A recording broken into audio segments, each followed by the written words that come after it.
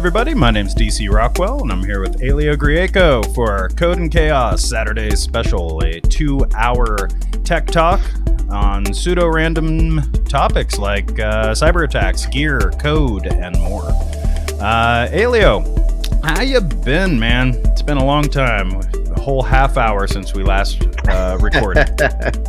And I'll bet if we were paying attention, there'd be brand new news about the SolarWinds breach. That's just keeps on giving, man. Yeah. Oh, wow. That has turned into such a huge story. I actually did not expect that it was going to get as much media coverage. I didn't expect so many people to take it seriously, but I guess it's turned into a political, thing now, where certain politicians are sort of latching onto it to throw shade and point fingers. So I don't know. How are you seeing this evolve? So it is important. This is definitely going down with the Target hack, the OPM hack, some of these major like game changer type. I don't know if I'd put it quite in the Stuxnet category yet, but who knows? It may end up there. There's a good article talking about the distinction between espionage and cyber warfare and why it's really important not to mislabel this, because espionage is just a thing countries do to each other all the time. Whoa, we got a little feedback there. Yeah, okay. I clicked on the wrong thing. Sorry about that. There's that chaos. Yeah, there's the chaos. But so espionage is like a normal thing. We don't go blowing each other up because of espionage. We just like, oh, you got us. You stole our secret jet design. Dang it, China. So if it's espionage, it doesn't warrant a response. They're just trying to take information. We do that too. And we should, do better next time, lock our stuff back down, kick them out, and call it a day, basically. Maybe do some sanctions or something. If it's cyber warfare, where the adversary is trying to actually cause physical damage or really, really mess things up, maybe not physical damage, but actually cause ongoing problems, then that's a different animal. Like, that could escalate to a hot war, and no one wants that. We spent how many decades during the Cold War making sure we didn't go hot with Russia?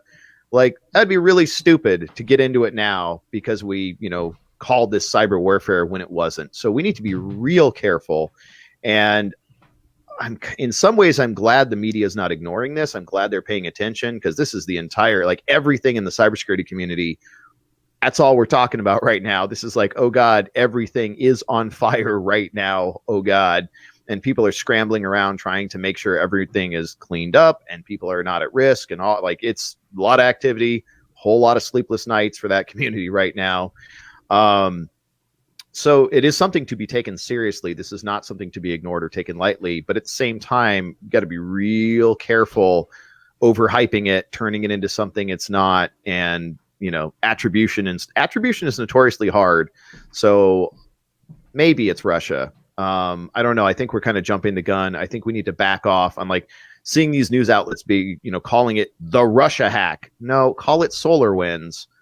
Maybe it's Russia. We'll figure that out. Like, it's definitely a state level actor from everything I've seen, someone who really knows what they're doing.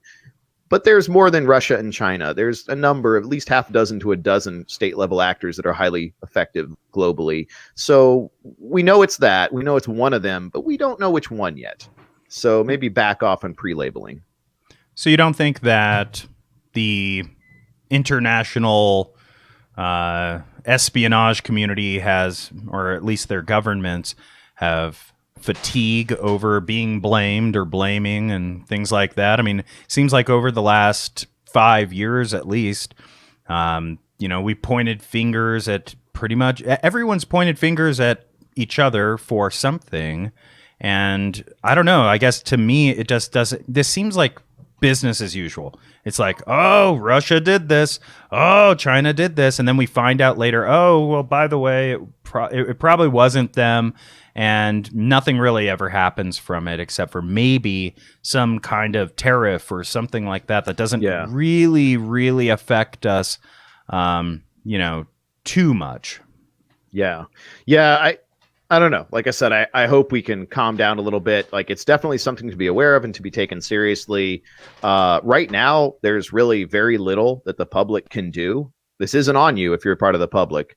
Like, yeah, these systems affect you, so it's good to know about this, but covering this 24/7 and getting all crazy about it, and there's nothing you can do. You got to wait for the security people and the software engineers and the people running these things. They got a lot of cleanup work to do, and they are. Like I said, a lot of them are barely getting sleep right now.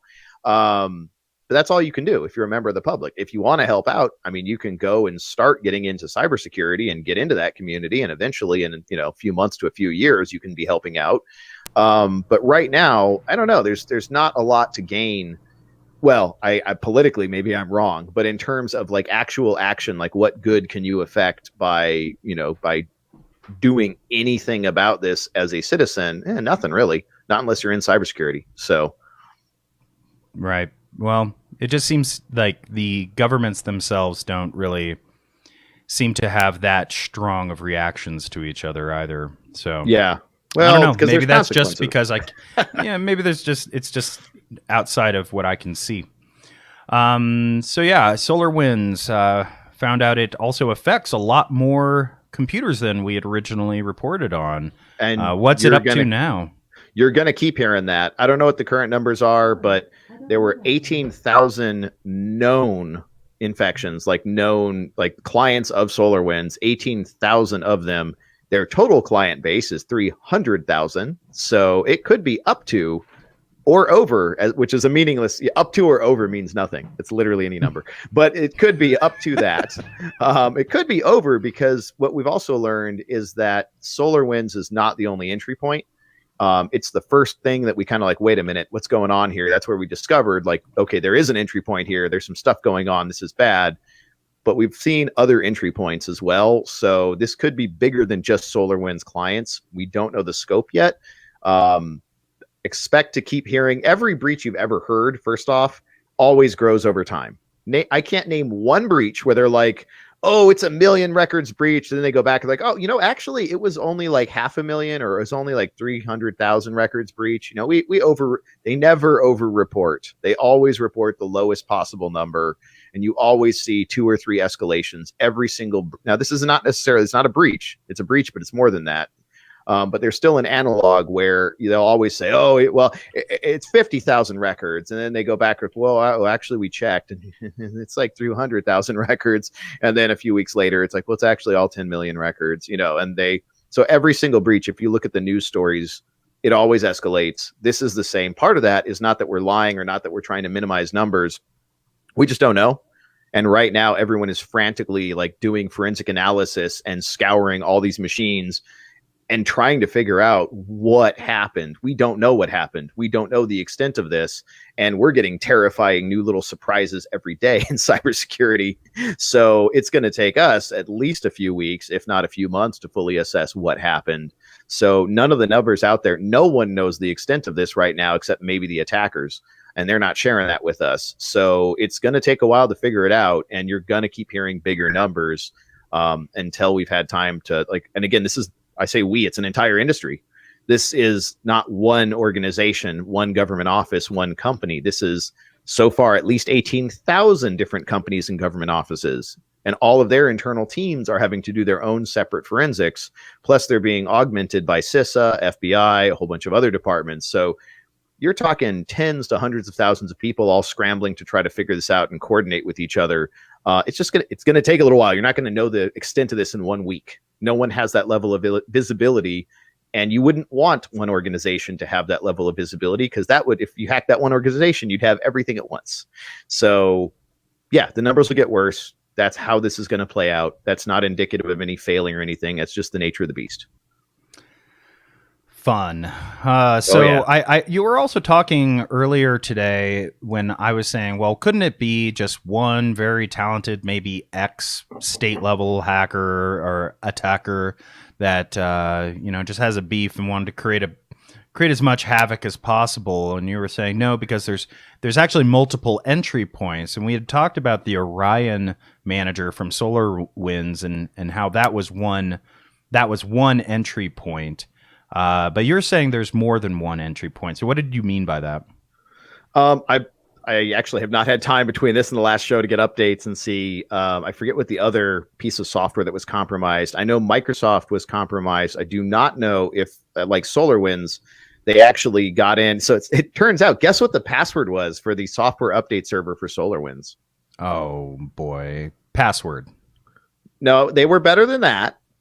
It was admin SolarWinds. one. Oh, Better than admin. SolarWinds 123. I wonder what genius hacked that. Right. yeah. So as with a lot of these hacks where you're like, you hear, oh, it's a really sophisticated hack. No, you guys screwed up and you don't want to look like idiots. And the reporter reporting this wants to look like they have an amazing story. So everyone calls every hack super sophisticated. And usually it's someone forgot to lock down an S3 bucket or they set a bad password. And then someone was just poking around on the net and they're like, oh, look, some idiot didn't lock this door.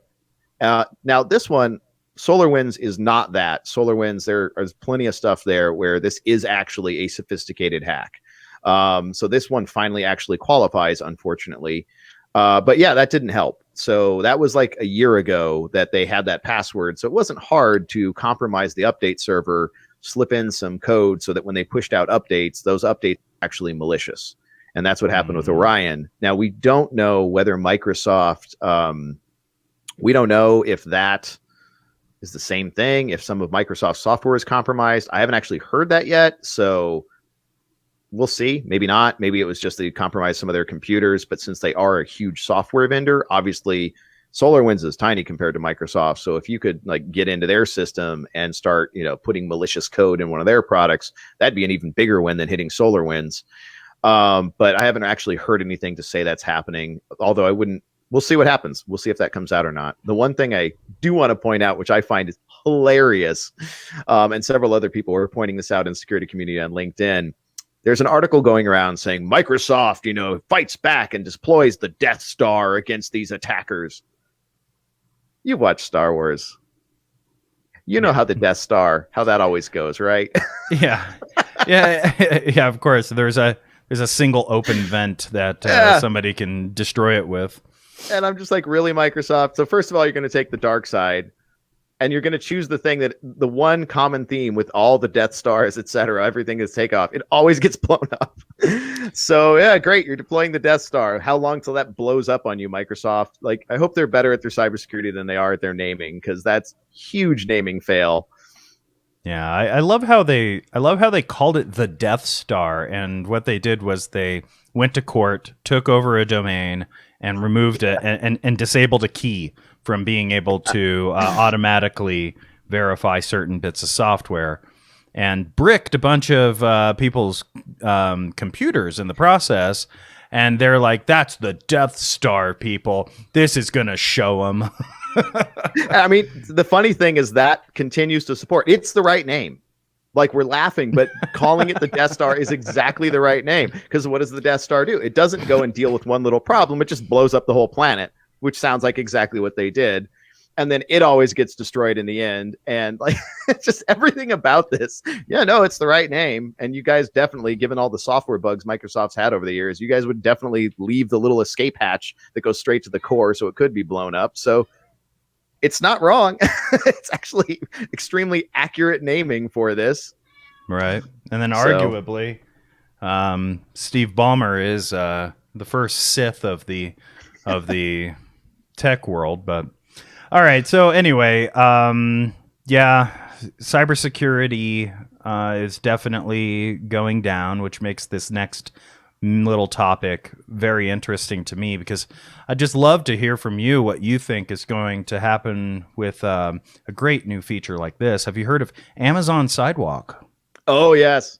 Yes. Mm-hmm. So it's a free network sharing service throughout neighborhoods that will use your Echo devices as bridges to share a small fraction of your home's Wi-Fi bandwidth with Sidewalk-compatible devices. So why is the first question. I wonder, who is this supposed to serve? Is this supposed to literally make it so this way, well, everybody's got an Amazon device somewhere in their house, and you know what people really need is constant Wi-Fi as they're walking down the sidewalk? Is that really what this is about? It's to help Amazon help you. I think that's how it's being marketed. So I think the goal here, and I don't have any insider information, I'm purely speculating here, but I think the goal is they obviously are highly internet dependent for many of the things they do, even just the deliveries. And by augmenting our kind of crappy network, like the US has actually not the worst internet in the world, but we're not near the top. We're nowhere near the top. You pay a heck of a lot of money here for not a lot of bandwidth and not a lot of reliability, usually from one provider. So you have no resiliency. If something goes down, you're off the internet. So that is a problem. And like, just to throw out some numbers, if you want a symmetric gigabit, which means you can upload and download at 1 gigabit per second, which is nice and fast in other countries. I think in China and North Korea, it's both like $25 US dollar equivalent per month. That's for a gigabit, right? So that's nice. I can see your expression, right? Like you want a gigabit here, you're going to be paying hundreds of dollars a month if you have access to that, and it's going to be $200-300 a month for FiOS or something, So we have crappy, and we recently, I think Ghana, yes, the country of Ghana beat us to rolling out high def cell phone, like high quality CD quality voice on a cell phone. We're still using, for the most part, I think we started rolling that out, but we have like really terrible traditional phone, like voice only quality. So anyway, we're not on top. We need to work on that. And I think Amazon is trying to augment and make sure that they have a way of talking to their customers, even if there's network outages or problems, and collecting a little more data to help optimize their delivery routes and all that. I don't know. That's my speculation. Now, in general, I'm a big fan of mesh networking. I think it's awesome. But when it's mesh networking, it's being rolled out by one company, and they're kind of just doing it behind your back. Like they're like, oh yeah, but the sidewalk thing, and they're not really making sure everyone knows what it is and what the implications are. So that's what I have a problem with. It's not necessarily a bad thing, but they're just auto enabling it. You have to opt out of it rather than opt in. If it was opt in, I'd be like, oh, that's kind of cool. But there's just something about the way they're doing this just seems maybe not evil, but not totally above board. There's something a little off about how this is going down. Especially the whole master plan sort of rollout. I mean, they had to build these transmitters into these devices early on before they even announced this stuff. So this has been in the works. We haven't heard anything about it, because my guess is that if they told everybody, hey, folks, guess what we're planning on doing with a 40th of your bandwidth, up to 500 gigabytes of your bandwidth. Or was it megabytes or gigabytes? Let me double check. No, it's only megabytes. It's megabytes. Yeah, I was going to say probably megabytes. 500 megabytes of your bandwidth, or 1/40th of your bandwidth. People would have been like, "No, stop this! You do not roll this out." And everyone would have been prepared for this onslaught of articles that are coming out, being like, Amazon Sidewalk, not a bad thing. And you're like, well, hold on a minute, and it extends that Wi-Fi, it says, for up to half a mile, all the way around your house. Each half one of these. Half a mile. Wow. That's what it says. That doesn't sound like Wi-Fi. That sounds like WiMAX or LoRaWAN or something like that. I didn't realize they were claiming half a mile. Most Wi-Fi antennas top out about 100 meters. If you have a better antenna, maybe you can get, if you have a directional Wi-Fi, like a high gain antenna, like the Pringles can antenna or a professional one, you can hit half a mile to like a mile or two with a specialized antenna. But omnidirectional Wi-Fi coverage, that was the whole thing that was the one I just mentioned. There was another standard that was supposed to be like Wi-Fi, but further. And LoRaWAN is miles, but it's low bandwidth. So that's for like connecting vending machines to just, say what needs to be restocked and send like a few kilobytes of information occasionally. That's what it says. It says Sidewalk uses Bluetooth low energy 900 megahertz spectrum and other frequencies to create a low bandwidth network in your neighborhood. Each echo is able to extend coverage for up to half a mile. If for each echo in your neighborhood with Sidewalk turned on, the internet bandwidth is pooled together to create a larger shared network. I mean, it sounds cool because of the mesh. We know how cool mesh networks are, and we know how useful they are in certain kinds of applications like disasters and things like that. But when they're attached to your normal cable provider, I don't think it's going to be very useful in disaster situations. And I've seen some, like, what was the disaster radio? There are some like LoRaWAN things that you can put out, like kind of a homebrew thing that will give you similar, that's totally disconnected. You can bridge it to the internet or you cannot. So there's some really cool stuff. Commotion Wireless, the Red Hook Initiative in New York, and there's some stuff in Chicago and a few other cities. And we're actually looking at, for a while, I've been looking at what can we do here in Phoenix, and there's some other people that are trying to do mesh stuff in Phoenix as well. So it's a cool idea, but a lot of the coolness of mesh of hey, it's resilient and there's no one single point of failure. When one huge tech behemoth is rolling it out, you lose a lot of the best parts of it. So if the idea was just hey, this new little thing you can buy to extend your connectivity and just plug it in your house, I'd be like, oh, that's great. But because it's coming from one of the big tech giants, real skeptical here. So what do you think of the security implications of this? Do you think it's feasible that somebody could compromise one of these and then compromise all of them and get access to an entire network or entire neighborhood's worth of networks? I'm not sure if the software is built properly, which that is a huge if these days for anything. In theory, it shouldn't be any actual extra risk. In reality, there could be a bug that causes major problems. So I don't know. In theory, if we had content addressable systems and everything should just be mesh. I actually think that, remember when we did the transition a few years ago from analog to digital TV? Yeah. I think we kind of botched that. I think what we should have done, instead of turning it from TV to TV with more channels, I think we should have said, we're not using this for push broadcast anymore. We're going to go ahead and we're going to reallocate the section of the spectrum to do a smart national mesh. And there's this trade-off in radio where high frequency signals give you high bandwidth because your bandwidth is limited by how fast you can go back and forth between a 1 and 0. So if you're talking 5 gigahertz, you can get pretty good bandwidth. I forget the exact numbers, and then you got to put error correcting in there and all that. So it's never exactly, but it gives you pretty decent. If 5 gigahertz will basically give you roughly twice as much bandwidth as 2.4 gigahertz. And these are frequencies that you use in Wi-Fi because they're unallocated spectrum. So there's a cap on, I think 5 watts is the highest you can transmit, but the FCC is look, kind of whatever, as long as you're under 5 watts, go for it. We don't regulate that part of the spectrum. The rest of the spectrum is carefully regulated, and you have to auction. They do auctions. You have to buy your section of the spectrum. And then if anyone's broadcasting outside or just even on that spectrum above a minuscule amount, you can have the FCC go after them and say, hey, I own that part of the spectrum. It's for my product. And these guys are messing with my stuff. They're jamming my product, and they'll bring down the might of the FCC to go find the hell out of them. So what we should have done is we should have said, look, everyone's doing all this network stuff. Instead of cramming all of that into 2.4 gigahertz and 5 gigahertz. And I don't think anyone's using 900 megahertz for Wi-Fi. But that's what the old cordless phones used to do. That's another band that's unallocated. I think we should have just taken that entire swath of TV, which is a big old chunk of the spectrum, really big swath of it, and just said, look, for close, if you're next to someone for high speed local transfers, we use the higher frequency bands. And then if you're farther away, or if you just don't need that kind of bandwidth, we use the low frequency bands. And we could have just allocated them up, come up with a nice little algorithm that everyone implements, and done a national mesh and had much smarter bandwidth utilization for everyone.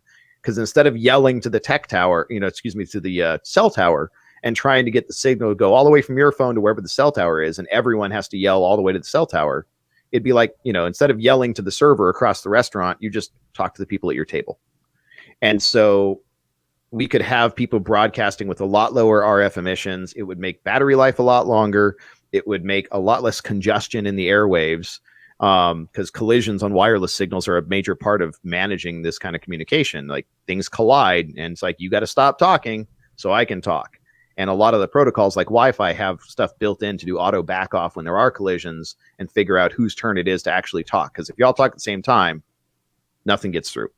So anyway, I think we missed an opportunity to move from push to pull-based or active networking. Oh, well, so maybe in another 10 or 20 years, we'll reallocate and totally ditch push-based digital TV and reallocate that as, purely as just more network IP-based RF channels. I think that'd be smarter.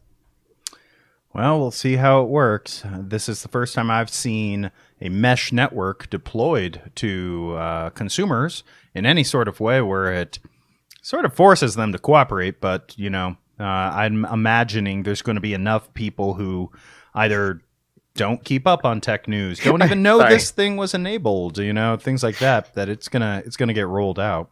I like your wording, and I'm laughing because forces them to cooperate is kind of like a mandatory donation. It doesn't logically make any sense. You're gonna cooperate. These are the kind voluntary. These are the kind of terms that start to make sense in the tech world, Yeah. Yeah. Like it's like mandatory donation. It's like, no, a donation is whatever I decide to give. If you make it mandatory, that's a payment. Yeah. So do you watch any TV, Elio? I haven't really barely. Not even like things on Netflix or anything like that. Oh yeah. No, I watch shows and stuff, but I mean, who watches TV, Elio? Come on. I'm talking about Netflix. Yeah. So, well, I was wondering, you don't seem like the kind of guy that would have a Disney Plus subscription.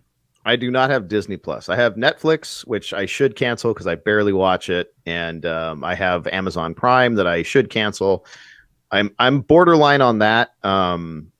It's the usefulness is kind of fading over the years, and as Amazon fails to deal with the counterfeit stuff, the convenience of being able to just buy anything and have it dropped off at your house is being outweighed by the inconvenience of having to double and triple and quadruple check how many reviews are fraudulent and whether the thing you bought is the actual thing or some cheap, dangerous, poisonous knockoff that someone is selling. So they need to get that under control, because the whole point of their market dominance of like, I love the convenience, it's gone. I would rather go to a store and know I'm getting a legitimate product than take my chances on Amazon these days. So Amazon has gone from being one of my, like, I won't say first resort, but yeah, I used to order a lot of stuff. Even, when I worked there, I'd go to Amazon first. And if I couldn't get it there, I'd go to the store. And now it's the opposite. I'll go to the store first. And if I really cannot get it at the store, okay, fine, I'll order it on Amazon and take my chances. Right. So, well, I guess I can't jump right into this. I'll have to start by testing the waters. Hey, Leo, what do you think about Star Wars? I'm going to have to defer to you on this one. I've always been a Star Trek fan, less so than I think Star Wars is fine. Have you seen Star Wars? Have you seen the original trilogy? Yes. And I've seen some of the tragic, the earlier episodes with Jar Jar Binks and all that awfulness. You really think they're tragic, huh? I think there were some choices made that maybe shouldn't have been made. I mean, the one bit of Star Wars analysis that I've seen was that supposedly, I don't remember the guy's name, but there was a guy that when George Lucas first came up with Star Wars, he's like, we're going to have laser swords. And I forget the guy's name. He's like, no, we're going to have lightsabers. And it's like, that's way cooler. And he was slapping down all the bad ideas that Lucas had. And he's like, no, we're not doing that. We're going to do this instead. And I think as Lucas got much more famous and almost revered as a god, he lost people that were like, that's a stupid idea. Like, don't do that. And that's where like Jar Jar Binks came from. It's like, that's a terrible idea. That's a character that everyone's just going to want to see this character horrifically murdered because he's so freaking annoying. He's just insufferable. And they never did that. They never they should have killed him off some horrific death in one of episode 2 or 3 because he's not in the original story, and it would have been fine. It would have fit in with canon. Anyway, missed opportunity. But yeah, Star Wars. Oh man, I'm gonna take so much flack for this, but it's a basic hero's journey. It's kind of a space opera. It's a sci fantasy. It's fine. It's now. Don't get me wrong. I have a book somewhere around the house here that is all about industrial light and magic. The effects are groundbreaking. Star Wars definitely started, that was the big start to industrial light and magic. It revolutionized special effects. So there are things that are truly historic about Star Wars. I don't know if I'd say the story is. I think the story is a little bit, it's not bad. It's just not super complex or like a great literary work of art. And duck and cover for the comments section now. But I've always preferred Star Trek, where it seemed like we were so close. Star Trek is like it was until J.J. Abrams got his hands on it. It was really good sci-fi. And it was like we could almost have transporters. We could almost have tricorders, which we kind of do now. There actually is some interesting remote sensing research being done where you can just point a handheld thing at a person and get health readings and to be deployed, in Africa and other parts of the world. So we're actually starting to build some of the stuff from Star Trek. And it was to me, that's really good sci-fi is you have the rules of the world and you have one little jump. Like, what if this? What if this existed? And then you just see what happens and you see what stories play out in there. So to me, that was more fun. I really, really enjoyed Star Trek when you could explore, like, what if this idea worked? And Right. as interesting, as fun as it is to watch Star Wars, there's no real jump. It's not like, well, what if metachlorians existed? Like, that just felt bolted on. Like, Well, just no, don't try to explain the Force. It's just the Force. It's mystical, and like, just leave it alone. You're not going to sci-fi that. It's not sci-fi. It's fantasy. Just let it be fantasy and don't ruin it with an explanation. it is though. That's the point. Is like it's sci fantasy, and Yeah. I think that there's a place for both. You know, Star Trek definitely is definitely. great sci-fi. I'm a huge Trekkie. I love Star Trek. My favorite series was Deep Space Nine. You all can just, crucify me for that if you'd like. But I loved Deep Space Nine. I've watched all of Next Generation, all of Deep Space Nine, most of Voyager. I didn't get all the way through, but every once in a while when I'm wanting to watch something newer, it's kind of like the series that I'm saving, because it's like I was so sad that Next Generation just ended, and I was like, this sucks. They didn't even like build up to anything. They just had one big episode at the end, and then Deep Space Nine, at least it was a big build up throughout the whole series, and then a big reveal at the end, and super awesome. And I think they just came out with a new Deep Space Nine comic book that keeps it going, or they're. I think that's what they did. And they're also thinking about bringing back a new series maybe for it. I'm not sure how that's working out. But yes, I'm a huge fan of Star Trek. I love that every episode is an exploration of an idea. But Star Wars isn't about that. It's about laser swords and and starfighters that move in ways that you don't move in space. Sense. That's fine, and I'm cool with that. I'm cool with those that. ring-shaped explosions that inexplicably always like expand on one axis rather than all three. And those are awesome. They look cool. Whatever. and I think that's the point of Star Wars, is that it looks cool. Yeah. It's got some cool looking stuff, cool sounding stuff. The sound of the lightsaber is cool. Yeah. The sound of going to light speed is cool. All that stuff is awesome.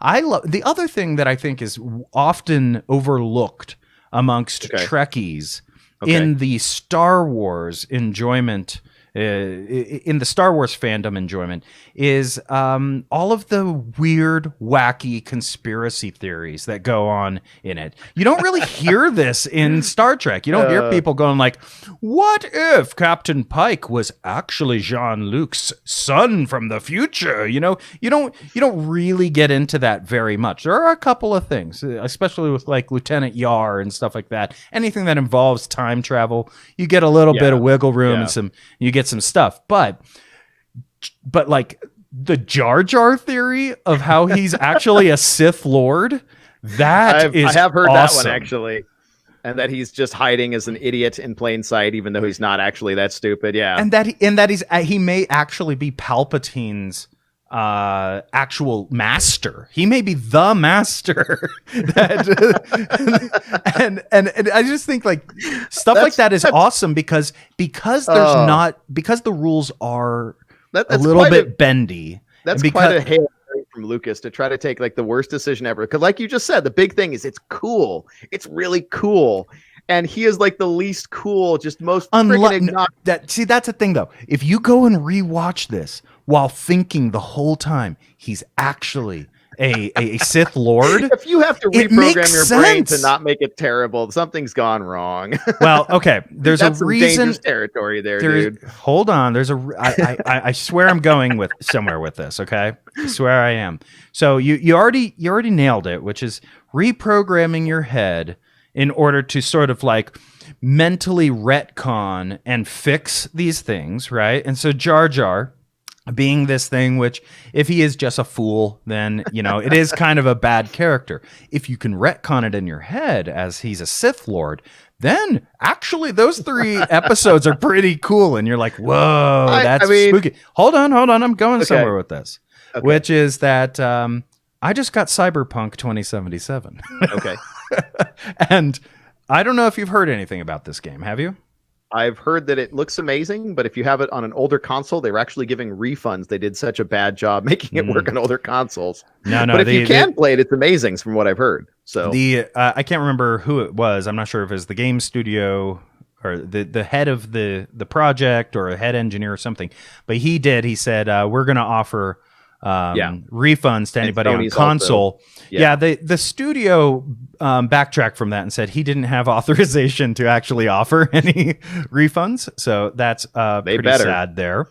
But you're right in terms of the graphics. If you were to freeze frame pretty much any moment in that game, it looks amazing. You know, if you're playing through this game, if you get to see it in motion, if you especially get hands-on with the controls, then you will find out that this game is full of bugs. It is one of the buggiest games I've ever played. Wow. In terms of a AAA hyped up title. Now, it doesn't all the way take away from the enjoyment. I will definitely say I'm still enjoying it in some ways, but there are so many things you just wish they had not done, and you wish that they had fully fleshed it out. It feels very much like they pushed it forward in its scheduling just to make this holiday season. Oh, that never happens. Yeah, exactly. But here's the deal. Somebody proposed, I think it was on Reddit, that, the whole game makes sense if you just consider that maybe you have a glitchy neural implant. So now I've been playing the game as though I have some glitchy thing in my head, and I'm going like, well, you know what? I got to give it to him. It kind of makes it more enjoyable. I'll take it. So what I was going to say, so there's traditionally a difference between like Japanese, I'm not going to say cooking because that's not it, but the idea that everything's supposed to be prepared so it's ready for you to eat. You don't get a knife, and part of that goes back to paranoia of emperors being assassinated. But the idea is you have these chopsticks, and you don't need anything else because everything is cut to pieces small enough where you don't need a knife at the table, versus like eating crab or something where there's a ton of work to be done. So personally, I like my science fiction authors and even my science fantasy authors to do all the work for me and to give me stuff that's ready. I don't have to jump through mental hoops and try to retcon and fill in all the shit they forgot to do. Like, I want it properly thought out before I watch or read the thing rather than going through all the work. So Star Wars, if anything you have to retcon like this, is like eating crab. Like, it's delicious, but it's so much work to get to it, to make it work out mentally. And yet you still prefer Android. Like, I just don't get you sometimes. Well, I would prefer something else, but like Apple, if they're not going to let me automate, screw them. It's my phone. I'm going to automate it so I don't have to. I want my phone to automatically go on silent when I leave the house. I want it to automatically play music when I get in the car, and all the other stuff I've automated, which is considerable. So if Apple's not going to let me do it, I don't care what else it does or doesn't. Like, no, my phone. Let me have my phone. When it comes to video games and sci-fi, I want it pre-packaged and easy to consume. When it comes to my cell phone, though, I want it like a crab leg. I want to have to pull it apart. And I didn't say easy to consume. I said I want it fully cooked. I don't want to have to go through and like finish it up and be like, it's actually, I guess it's like Korean barbecue, which ironically I do enjoy, where they just bring out all the raw ingredients. Like, all right, you go cook it now. We gave you plot elements. You figure out how they all fit together. Like, we're not going to figure out the continuity of any of these characters. You figure it out. Here's some cool characters and some laser swords. See what you can put together. I do think I think that whole hobby came about just because that is how they served it up to us. We had to do that. Is it a story kit? Well, and now that the extended Star Wars universe isn't canon anymore, like there's all these holes now, like the whole like Han Solo and I don't want to do any spoilers for anybody. Yeah. But the whole Han Solo changing of his story arc from what was in the novels is just so like, it's so weird, now, because what used to be a sort of pretty put together storyline in which these books would go in and fill in all these gaps and plug the holes. They just basically pulled all the corks out of all the holes in the ship, and now it's just taking on water, and that's what we're doing is we're scrambling, trying to make sense of this thing because we just want to keep our damn lightsabers. We just want to keep our force powers. We want something. We want Jedis and bounty hunters, and that brings me to the final. I don't know why you're trying so hard. It's a sci fantasy. It doesn't have to all fit together properly. Like, well hold on. Not gonna. well, that I don't know if I agree with that. I think that Lord of the Rings wrapped it up with a bow. It was there's very little in Lord of the Rings that you have to like make up a conspiracy theory to explain, Star Wars is way more leaky in terms of that, way more spotty in terms of continuity. So anyway, this all kind of leads me to what I was originally trying to talk about, which was about Disney Plus and all that, right? Which is that there's a new series called The Mandalorian. I'm sure you've heard of this. Yes, I know of it. I have not watched it. So right. Well, this is good Star Wars. This is really, really good. This continuity is there. This is what Star Wars was always meant to be. It is absolutely. Yanive's in the chat says must watch series. Absolutely must watch series. It is worth a Disney Plus subscription for the amount of time that you can watch it and the X-Men original animated series, and then just quit. Then just turn it off. You don't want to watch Hannah Montana. You don't care about any of the rest of the stuff. But the X-Men animated series and Mandalorian, you'll watch those two. And I'm telling you, man, this is so good, and it's good on every level. The story is good, the characters are good, the video is good. You've seen the new back screen tech that they're using, right? I was talking about a friend who works in Vegas, who he does, anyway, with COVID, I don't know, but he did a lot of the video installs. They do the video routing. They set up a lot of these big video walls and a lot of the stuff in Vegas that actually lets them do these massive elaborate shows. And he actually built one of those. What was I forget the guy's name right now. I'll see if I could pull it up, but they just finished building something not quite as elaborate as that set, but pretty elaborate. This massive full 360-degree set of screens. It doesn't have the roof like the set that they filmed Mandalorian on. But yeah, it was pretty cool. So he's like, oh yeah, I worked on a project like that. And he's telling me all the background stuff and how difficult it was and all the challenges they had to, come across. But yeah, the most interesting thing, because I do still follow, like I said, as a kid, I got into computing playing with 3D animation. And then I've kind of moved backwards and gotten into programming, which is completely non-visual. But my career is kind of backwards. A lot of people start in programming and progress into 3D graphics. I did the opposite. But I used to have, for anyone who's into that kind of stuff, there's a trade mag called Computer Graphics World, or CGW. And I had a subscription for like a decade or two. And I would always I would go see the Pixar movies, and like a lot of those are really good. But at the time as a kid, I just wanted to see, oh my God, did they get hair to work? Like, hair is impossible to model. Did they actually get the water physics going? Did they get the hair to work? Did they get, lighting and light transfer, where if you shine a bright light on a red surface, the light shining off of that, illuminates the other surface red? Like, all the stuff that used to be really, really, really hard. I still have somewhere a video. I should see if I could digitize that now. But I have a demo video for Alias Wavefront, which was the professional software way before Blender existed.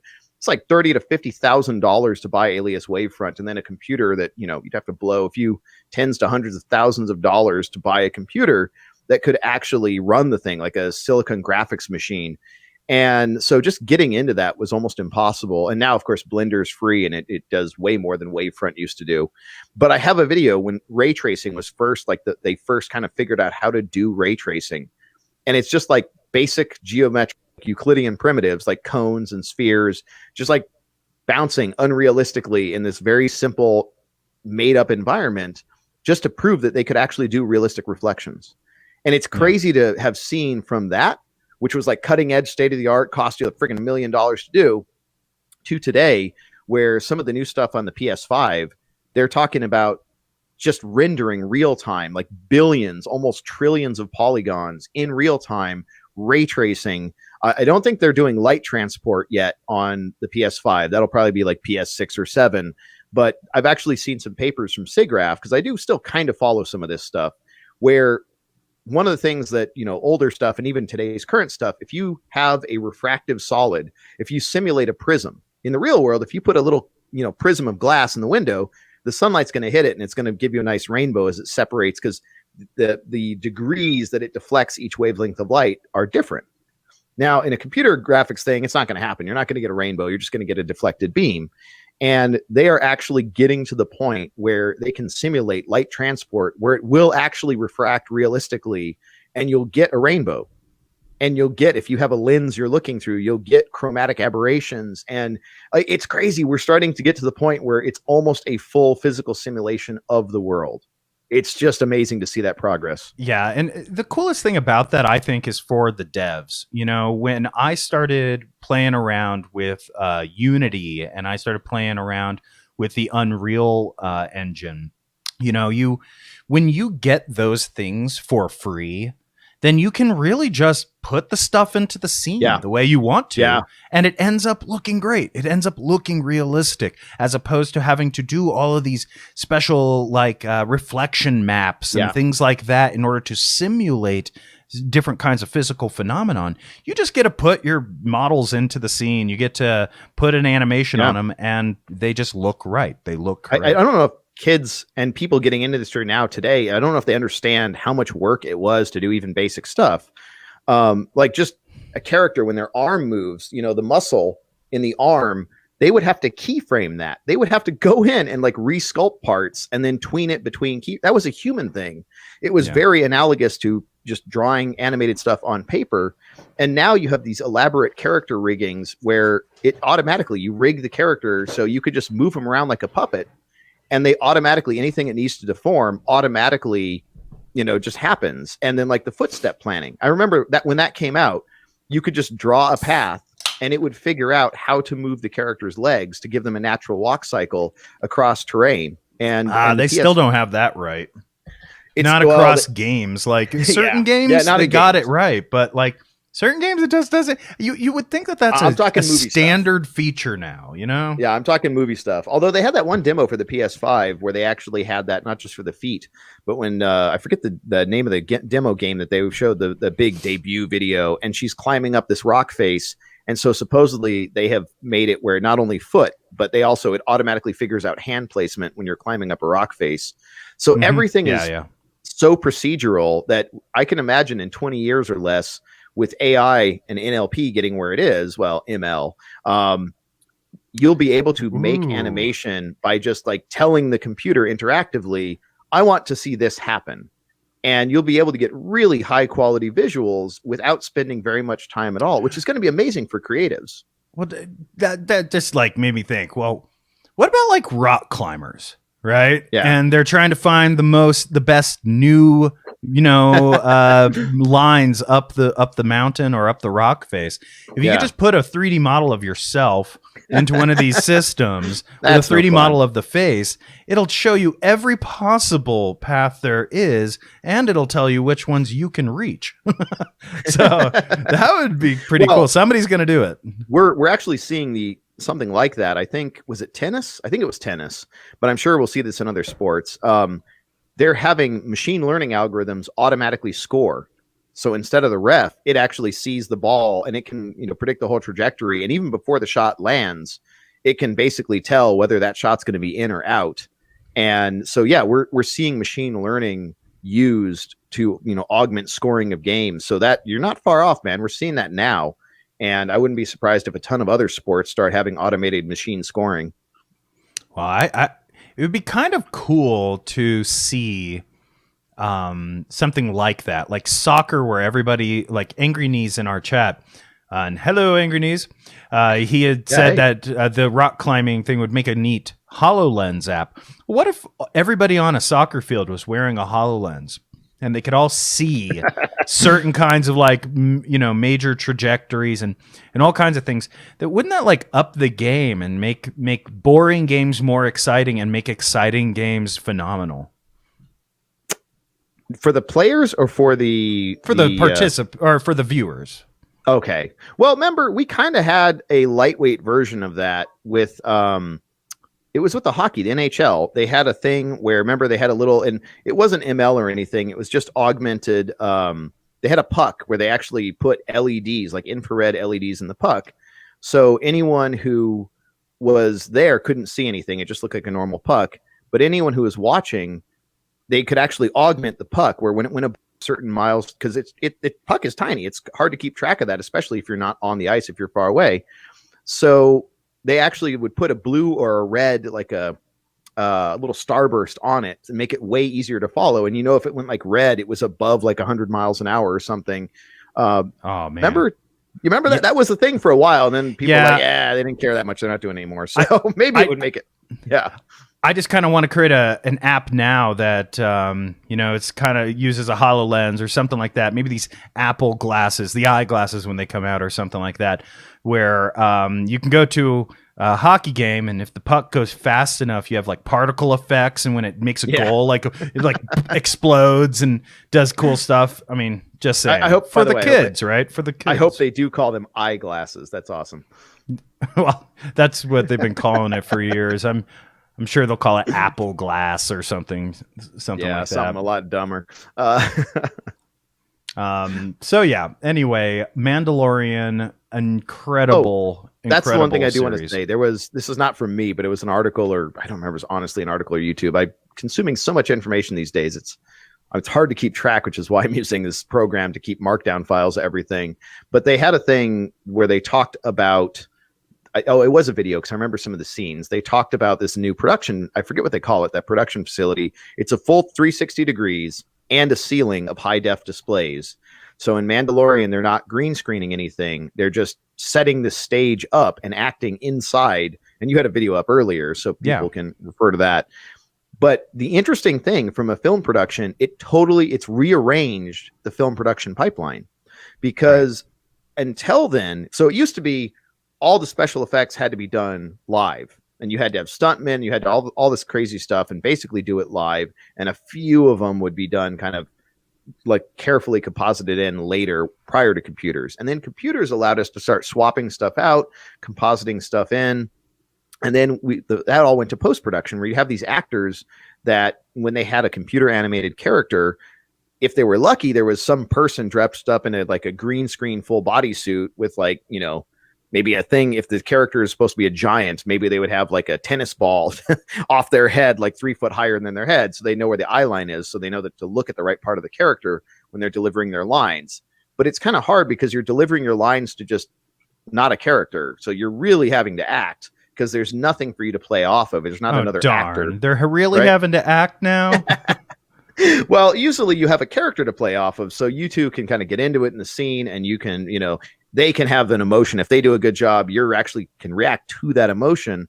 And it was really tricky with the 3D stuff, because there was just nothing there. It's just a big green stage, so they could chroma key everything. But what they were saying is, now this kind of goes back to how film was, where you can actually have, like, the actors can see the environment. They can kind of get into the feeling of, it feels like you're in this world, because you look around and every way you look, it looks like the set. Like it looks like an infinite set of, and there's motion stuff in the background. And that's an interesting thing. A problem they had to solve is, it looks okay to the actors, and they actually have to track the position of the camera, and they actually change what's on the screen so that the parallax is proper. Because if you just put a dumb video up there and you move the camera around, you can tell that it's bullcrap. You can tell the illusion breaks because it doesn't work right. So they actually have to moment to moment adjust where the camera is and adjust the rendered footage to match up with how that should relate to the actors that are actually on set. So really phenomenal work. But it also allowed them, in The Mandalorian, his armor is super shiny. And adding in fake reflections to make it look realistically shiny would have been just hellacious amounts of work. And they didn't have to. By having the actual lighting around them, they were able to actually have this super shiny costume that looks amazing, because it can actually reflect the fictional scene. And the only thing she was saying this in the interview is, like, the color grading is harder now, which that's a solvable problem. But because now all this light is coming off these screens, it's contaminating, some of this stuff with colors. Like the rocks maybe look too blue because the panels on the ceiling that are, the sky is like making the rocks look too blue. So they got to make them look a little more red again or something later. But it changes. They had the, what do they call it? The panel of genius. I can't remember what they called it, but they had like people from the VFX department sitting right outside the stage. And the director could be like, all right, cut. And he's like, hey, could you, change this, make this darker, make this lighter, add this ship here or something. And so they're part of the active shooting process now, where it used to be they would shoot everything and then they'd hand it over to post-production. And then they would just have to deal with whatever is there and figure it out. But now the directors, they're part of actually shooting the movie now. So that's pretty cool. I mean, this is not going to be in reach of most studios. It's stupidly expensive to build something like that. We're talking millions and millions and millions. So it'll only be the big studios that can play with this stuff, but very, very cool. Yeah, I don't think it's going to be just the big studios. I think that this opens up Hollywood to everywhere. Like Denver here, we could have one of these studios here and rent it out for the day. And as long as we have a 3D model of our background, as long as we have whatever the format is for those backgrounds, they'll have the cameras that are currently set up for it. They'll have all the tracking software. We just have to bring in the set props and the people and all that stuff. And it'll be expensive. It'll be more expensive than what I could probably afford. But I do think that it's making it a lot more accessible, because this used to be something that, I mean, right now, Jon Favreau is having to build these, I can see this being a little more open sourced and people reverse engineering it. So very cool stuff. And if you haven't watched The Mandalorian, definitely get out there, get that Disney Plus subscription, steal it from your kids and watch it. Even though we get no, they're not sponsors or anything, but because there's all these billions of streaming services always renegotiating their freaking contracts, two things that I finally found. I'm like, there should be a site, and it's like, oh, there is. So helpful. There's two sites. There's one for regular shows, movies and TV and stuff, called Just Watch. And Just Watch is great. You search whatever you're looking for, and it'll show you. You can buy it here, you can rent it here, you can stream it here. So that's real handy. And then there's another one for anyone who's a software developer who wants to see how much you make one of those.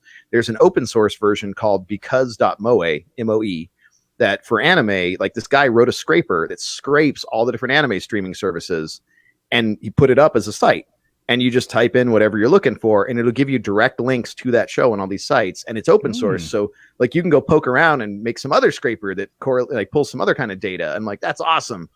So nice. It's annoying that none of these interoperate, that you have to go hunt down a show on whatever service. But those two do exist. I don't know if there's other search sites. I know the Roku, if you have a Roku, they also kind of have a multi-channel search. But if you don't have a Roku, Just Watch is a good way to get the alternative going there. So, speaking of which, you really surprised me the other week when you told me that you were into anime. I just didn't peg you. I'm into anything that's not predictable, anything that's going to give me something new. That it's not, because that I hate tropes when they're overused, and it's like, oh, they're gonna get together and he's gonna die and then she's gonna become, I hate it when you can watch the first few seconds, like when you watch the trailer and you basically already know the movie. I hate that. It's a waste of my time. I want something that's gonna make me think a little bit more. So for instance, there's one that I'm like, this doesn't look great, but there's an anime called Decadence that's relatively recent. It's really weird. The style's probably going to turn off a number of people. It kind of honestly did me initially. I'm like, oh, I don't know about this one. Honestly, it's a really interesting inversion of Westworld. And I don't want to really spoil it for anyone or say more than that. But I'm like, yeah, this is like a flipped version of Westworld. The concept is really cool. And again, the style can be distracting in some parts. But I love the concept. And they've done a decent job with kind of, flipping that around. And I love stuff like that. Like I love what would have been, going back to regular movies, I Am Legend. That's a really profound initial, like the story's incredibly original, and it's been made like 3 times. I think Omega Man was one remake. I forget the name of the second remake. And now I Am Legend under the initial name, but they totally ruined it. And I think you can kind of get the original if you go ahead and watch the extended ending. I think they kind of left, because I think they shot it the way it should have been. And then they decided, no, American audiences, just like they did with frickin' what's his name, the Kubrick one, I'm blanking, A Clockwork Orange. So if you watch Clockwork Orange, the problem is the original book is 21 chapters, and he was into like numerology, so it's 3 sets of 7, and that was really important. But what happened is when they pulled it over, he was hard up for cash, and the publisher's like, "Oh, the Americans don't need the 21st chapter. We're going to make it nice even 20." And the problem is the entire moral of Clockwork Orange, the primary moral, is in the 21st chapter. And so if you only read to chapter 20, it just ends with him becoming a violent piece of crap again. And that's it. And there's not really, and the only moral you can try to salvage from it is like, oh, well, free will it's for some reason good for people to have free will and not be made to be good, but be allowed to be good. But that's not actually the main moral. And so if you get Clockwork Orange, if you watch the movie, it was made off the American version. So that's where it ends. There's that final scene where he's, back to the ultraviolence in the snow. But there's supposed to be a 21st chapter. And if you get the British version book, and one of the re-releases where they've added back in the 21st chapter, there's actually a moral. And I don't think it'll spoil it, but for anyone that will, go ahead and mute now or cover your ears.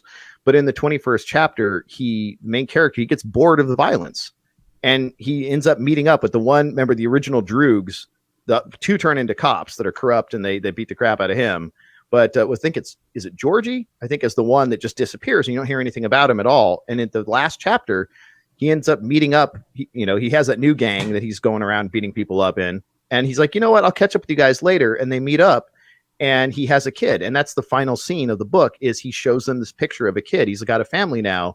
And so the moral of Clockwork Orange is like, when you're young, you have all this energy. You have no ability to use it constructively. So you just go and you just break things and you just cause chaos because that's all you're able to do. And as you get older, that's too easy. It's not interesting. And now as you get older, you learn how to focus this energy and start creating things and actually building. And that's the actual moral of Clockwork Orange. But you don't see that in the movie. And so because it's not exciting. Yeah, well, it's really interesting and profound. And I Am Legend was similar, where, again, spoilers, go ahead, pause, or not pause, mute, whatever, cover your ears. But the original I Am Legend, the whole thing is that, he's hiding. During the day, he fortifies the house, and these vampires attack him at night. And then there's this whole thing where this woman comes over, and it turns out she's a vampire. And then she tells him, look, we're going to capture you because you've been killing a lot of our people, and we can't have that. So they do capture him. And then, she sneaks in. She's like, here's something. They're going to execute you, and it's going to be horrible. So here's a drug. Take this so you won't feel it. And I think he does actually take it. And they're wheeling him out. And right as the drug is starting to kick in, he's being wheeled out, and he's seeing all the faces of these horrified vampires. They're just terrified of him. And there's like children vampires. It's an entire society, and they're all terrified. And he realizes that's the title. He's become the legend. He's the daywalker that they can't kill, that slaughters by the thousands, that can, he can be out during the day when they can't, and he can just hunt them down. And, and that's really profound, that like the whole thing about I Am Legend is it's like humans had their chance.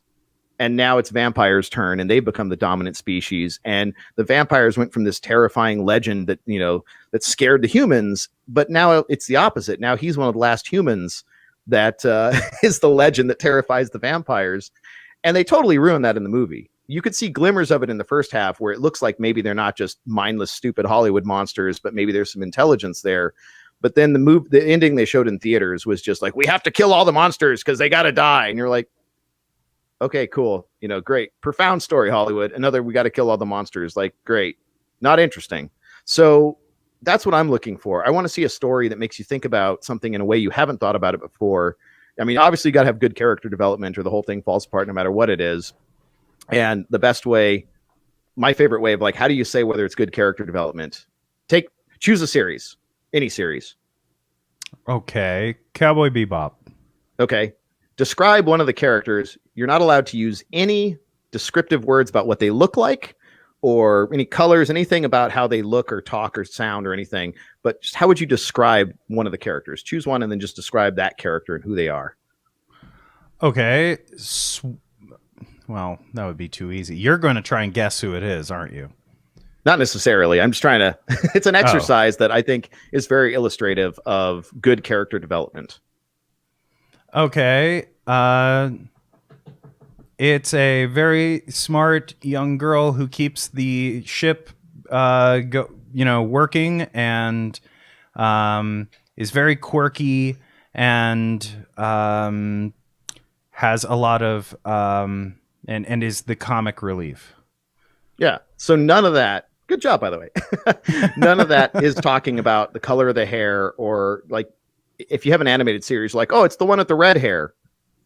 Okay, Right. that's not interesting. If you need the color of their hair or something like that to distinguish the character, that's crappy character development. You should be able, because you want to be able to get into their mind a little bit and kind of say, oh, well, this character, how are they going to react to this? Like, people are fundamentally social animals, so you need to be able to kind of understand and kind of get to know a character.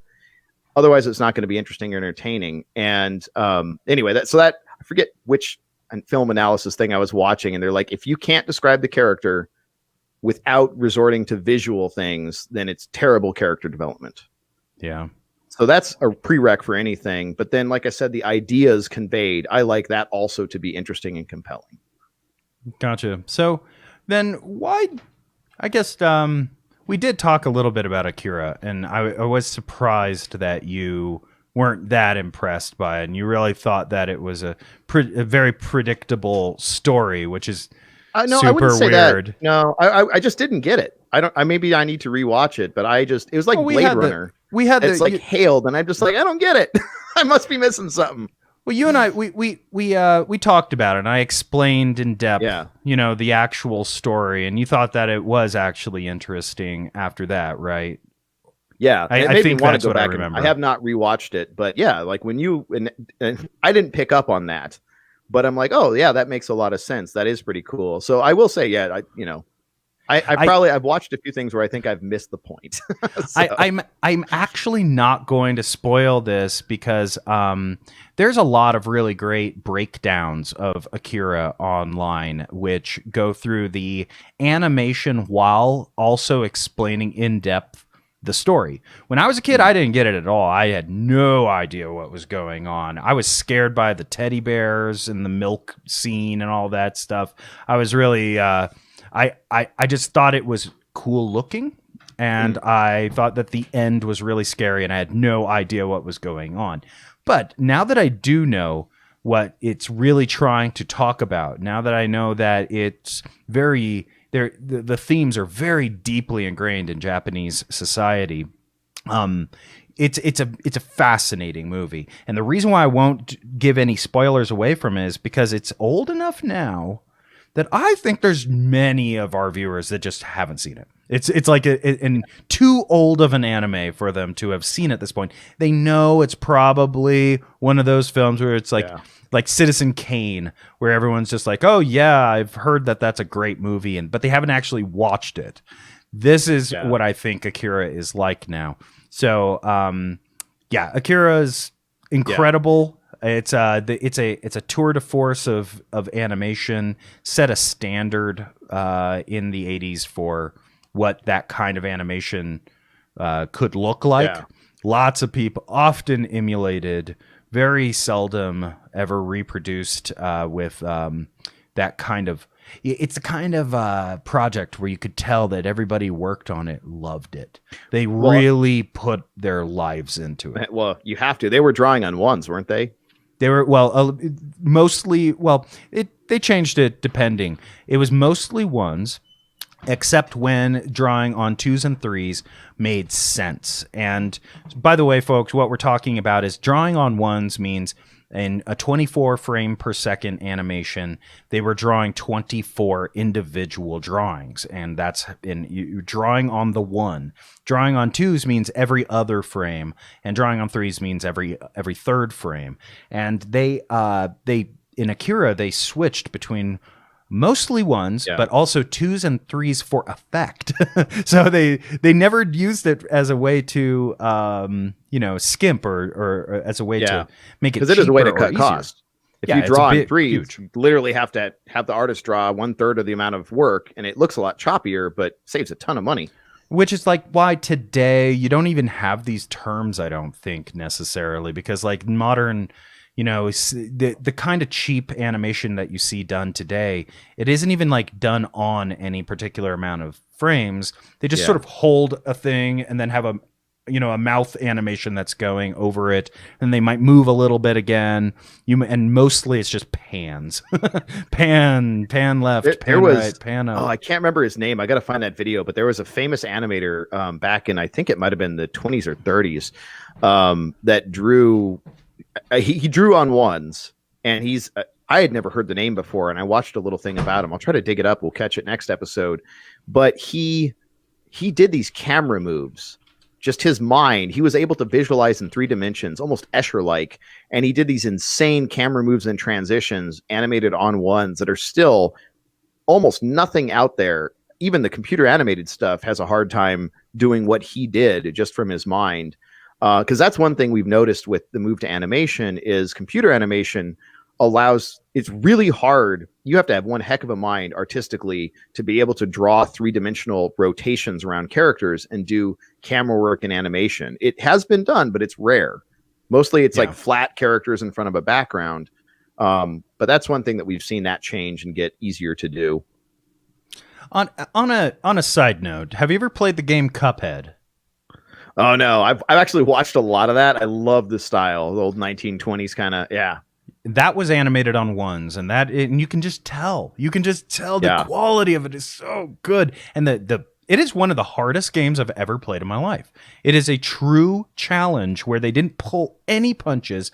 They wanted a game that didn't cater to people who weren't good at video games. They wanted a game that was like Doom, a game that truly actually challenges the user, a game like Serious Sam, things like that, where it's just like, you know what, you have to have some serious skill to make it through this thing. Which also, as another aside, Doom Eternal, I think it was called. So much fun. That is a hardcore game. But if you're like if you ever get into one of those moods where you need to, just have some heavy metal rock music going while you're blowing away demons, and it's a venting game is what it is. It's one of those games you can just like sort of you can just unwind from the crap that happened at the office. Imagine some different faces. Bringing it back to anime real quick is I do want to explore a little bit of your background with anime because I was very surprised. So have you seen? First off, when did you start watching anime? Oh, that's a good question. I'm trying to remember what the first one I watched was. Oh man, yeah, and it was back when you had to like go to Fry's. There wasn't an online streaming service, and you'd had to like try to pick one based on the DVD cover. And I got lucky on a lot, but there was one I bought that was like, I forget the name, is so bad. Everything about it was all the stereotypical crap, like women with like absurdly like impossibly large breasts and everything, and it just it was when they were trying to integrate 3D. It was so bad. Like, it's the worst thing I've watched. Like, I couldn't even finish the first disc. I'm like, this is terrible. This is insulting to the viewer, and it hurts your brain to watch it. It's so bad. But so this is the thing. Like, anime is not a genre. It's like it's an alternative kind of style. And really, I would put it as a subcategory of animated, just anything, because there's Persepolis, there's stuff that's not Japanese, there's other alternative types of animation. A lot of the stuff that's not from the US has not made it over here, which is a shame because some of it's really good. And I'm just starting to branch out into other foreign animation stuff. And there's something, just as a quick aside, there was a really good analysis talking about why animation is one of the best mediums to explore really interesting ideas, because today, you can make anything you want look real, look photorealistic, anything. But the problem is you look at today's Hollywood movies and it looks photorealistic, but you look at like some of the action hero movies, superhero movies with Marvel and DC and all this stuff. And yeah, they kind of look real, but the things they're doing are so absurd and so over the top that you hit this uncanny valley where it just looks dumb and absurd and it's hard to buy. And the nice thing about animation is when you look at a photorealistic rendering of a person, you have certain expectations. You've lived in our world. You know how certain things operate and what's real and what's believable and what's not. And with animation, you're in whatever artist, you're in their world. They get to define all the rules, including how everything moves and how it looks. And so there's a lot more flexibility, and there's ability to caricature things to emphasize certain ideas and concepts that you can do it, and it just feels natural. And actually, speaking of, one current artist who does a really good version of that, if you really like, you really owe it to yourself to like go through frame by frame some of the scenes. Vivzy Pop. I am not a fan of musicals.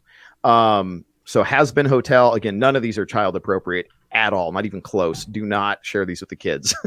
But Vivzy Pop has done Has Been Hotel, which I do not like musicals. I am not a fan, other than like Avenue Q, because it's kind of subversive. Not a fan of musicals. I kind of hate them. So I have a friend who loves musicals, though, and even though these are very much musically informed, her stuff and the what's it called? The other one, Hell of a Boss. They've released 3 episodes now, 2 more past the pilot. It's really interesting. It's really different. She chooses color palettes that are really bizarre. Most animators do not, like, kind of on purpose, don't use those colors. But I like the character development. I like the demon design. It's all over the place. It's really creative. And even the main character, Charlie, like, there are some scenes where if you slow it down, you will see really distorted faces, just really briefly for a frame or two. And it works. You don't even notice it when you're watching it full speed, but it works. And you slow it down, you're like, wow, that character is completely drawn, like totally distorted. And so you could do stuff like that, and it really frees you up to just play with the ideas without having your mind in the background being like, well, wait a minute, that's unrealistic. That looked fake. Like, everything looks fake when it's animated, as long as it's internally consistent. Or sometimes there's some styles where nothing is consistent and it's really disjoint. So there's just a lot of freedom. And it's interesting as I'm starting to kind of get into the history of animation in America. In other countries, they were doing adult animations that were like super, super, like, we're talking plenty of nudity, lots of stuff that you would never want to share with a kid. It wasn't meant for kids at all. And somehow in America, partly due to Disney, but partly just other forces, animation became a thing for kids. And it's interesting now seeing it be reclaimed as a way of telling stories for adults and allowing us to really play with the concept without any of the constraints of reality and just focus on the storytelling. And you could do amazing stuff. And so there was one anime that I want to mention, since we mentioned vampires already. Shiki is amazing. I bought that on like Blu-ray because I'm like, I'm not going to wait for a streaming service to yank this out from under me. And I will admit, like, I think a lot of people are turned off by the art. And I will admit, like, when I saw the poster for Shiki, I'm like, yep, nope, passing up on that one. And I don't remember why I watched it, but I really didn't like the art. I'm still not a fan of the art style that much. It's not my thing. And not, I'm like, I don't like the way they drew the characters, but it's not bad enough to be distracting. Yep, there you go. Right? I'm like, oh, great, Gothic Lolita stuff. I'm out. But this is one of the at least top 5 animes. Really? It's a vampire. I think so. It's a vampire anime. See, this is why I wanted to have this conversation, because these are the things that I learn about you, man. I've known you for what, 15 years now. We've been best friends for like 15 years. Yeah. And I had no idea. And when you say something like, oh man, Gothic Lolita, but it's one of the best animes I've ever seen, like, that always ends up being something super cool that I got to see. And I would have never have given this a chance. Click through some of these. Look at, like, I'm trying to be careful clicking. I'm like, no, you're not going to find anything inappropriate, because it's not one of those anime where there's just all kinds of like gratuitous nudity and bullshit. This is a really good series, and I'm trying to think how to say it without ruining it. Yeah, it's a vampire thing, which is a slight spoiler, but not really. But it has nothing to do. The vampires are a proxy, just like we were talking about using animation. I don't know what that is. That must be fan art. See, that's the style of the show. I'm not a big fan. I don't really like how they've shaped the faces and the eyes, but whatever. You kind of get used to it after an episode or two. Yeah, I was just looking up different types of anime styles. Yeah. And I guess this would be, so there's shonen, which means boy in Japanese, commonly used to refer to a teenager, and it's made for male audiences. There's shoujo, which I'm guessing this kind of is, you know, close to what we're talking cool. about. Thanks, YouTube. Yeah, I know. So anyway, shoujo is a type of anime that's aimed exclusively at female audiences. Is that? I don't know. Honestly, like I haven't memorized these terms. I kind of don't care. But the reason this particular anime is phenomenal is it's this interesting kind of investigative kind of murder story. And to me, in my mind, it's 3 parts. And it starts with this main character you see here in pink. I forget her name. And she's just kind of this, like, she's in a little tiny town in Japan and she hates it. She wants to go to the big city. She wants to dress up and, be, fancy. And she's like, feels like she's above these people, and she gets killed like right off the bat. And then there's some really weird stuff that happens. And it is this vampire story, but it's using vampires as a proxy for the other. And I don't think it'll give too much away to say that this is basically a really interesting exploration of civil war and the dynamics and how horrific civil war can be. And if you've been reading Human Rights Watch reports, which, I also read those too, and just some of the horrific stuff that happens in other countries when people are pitted against each other, family members are pitted against each other on 2 different sides. Like, that's what this is. And they use anime. So if they just did a historical, like, civil war thing in any country, because there've been quite a few civil wars, you would immediately, based on you're a human, you live on this earth, and certain countries and you have certain opinions about them, you would immediately latch to one of those 2 countries as like, oh, well, they're the ones who are right and they're the ones who deserve to get killed, right? It would be very clear. It would become pretty black and white quickly. And what they do an amazing job in is they paint both sides. You see the humans and the vampires, and neither one is really out. Neither one is evil. They're not trying to destroy the other, but there's certain dynamics that are set up that put them into conflict. And as one of the analysts put it on YouTube, I forget which channel, he's like, the really horrifying thing about Shiki is that you can easily see yourself being either side. You can easily see exactly how both sides got to this point of horrific violence, because there are some scenes in there, especially in the there's an extra episode which is horrifically graphic, and not just horrifically graphic where there's lots of blood, but like the scenes depicted are really awful things. You're like, Jesus, that would be just, if you were in that situation, it would change you for life. If you made it through, you'd never be the same. And anyway, I strongly recommend that one. It's well worth a watch. When I think of anime vampires, this is what I think of. I mean, you must have seen Vampire Hunter D. Yeah, actually, I have not watched that one yet. I know of it, but I haven't jumped in. So. Wow! Now it's another one that animates on ones, and it's extremely well done. It's a super awesome story, super awesome, like the animations are so complex that you wonder how anybody pulled that off. Like, how did you actually manage to do this? Like this style here, this is what just one frame looks like. And all of them are that detailed with the draping of the cloth and everything and the shadows. And you see modern anime and it has like maybe, just shadows. These have like 3-tone shadows for everything. And it's incredible. That's pretty impressive lighting and shading work there. Yeah.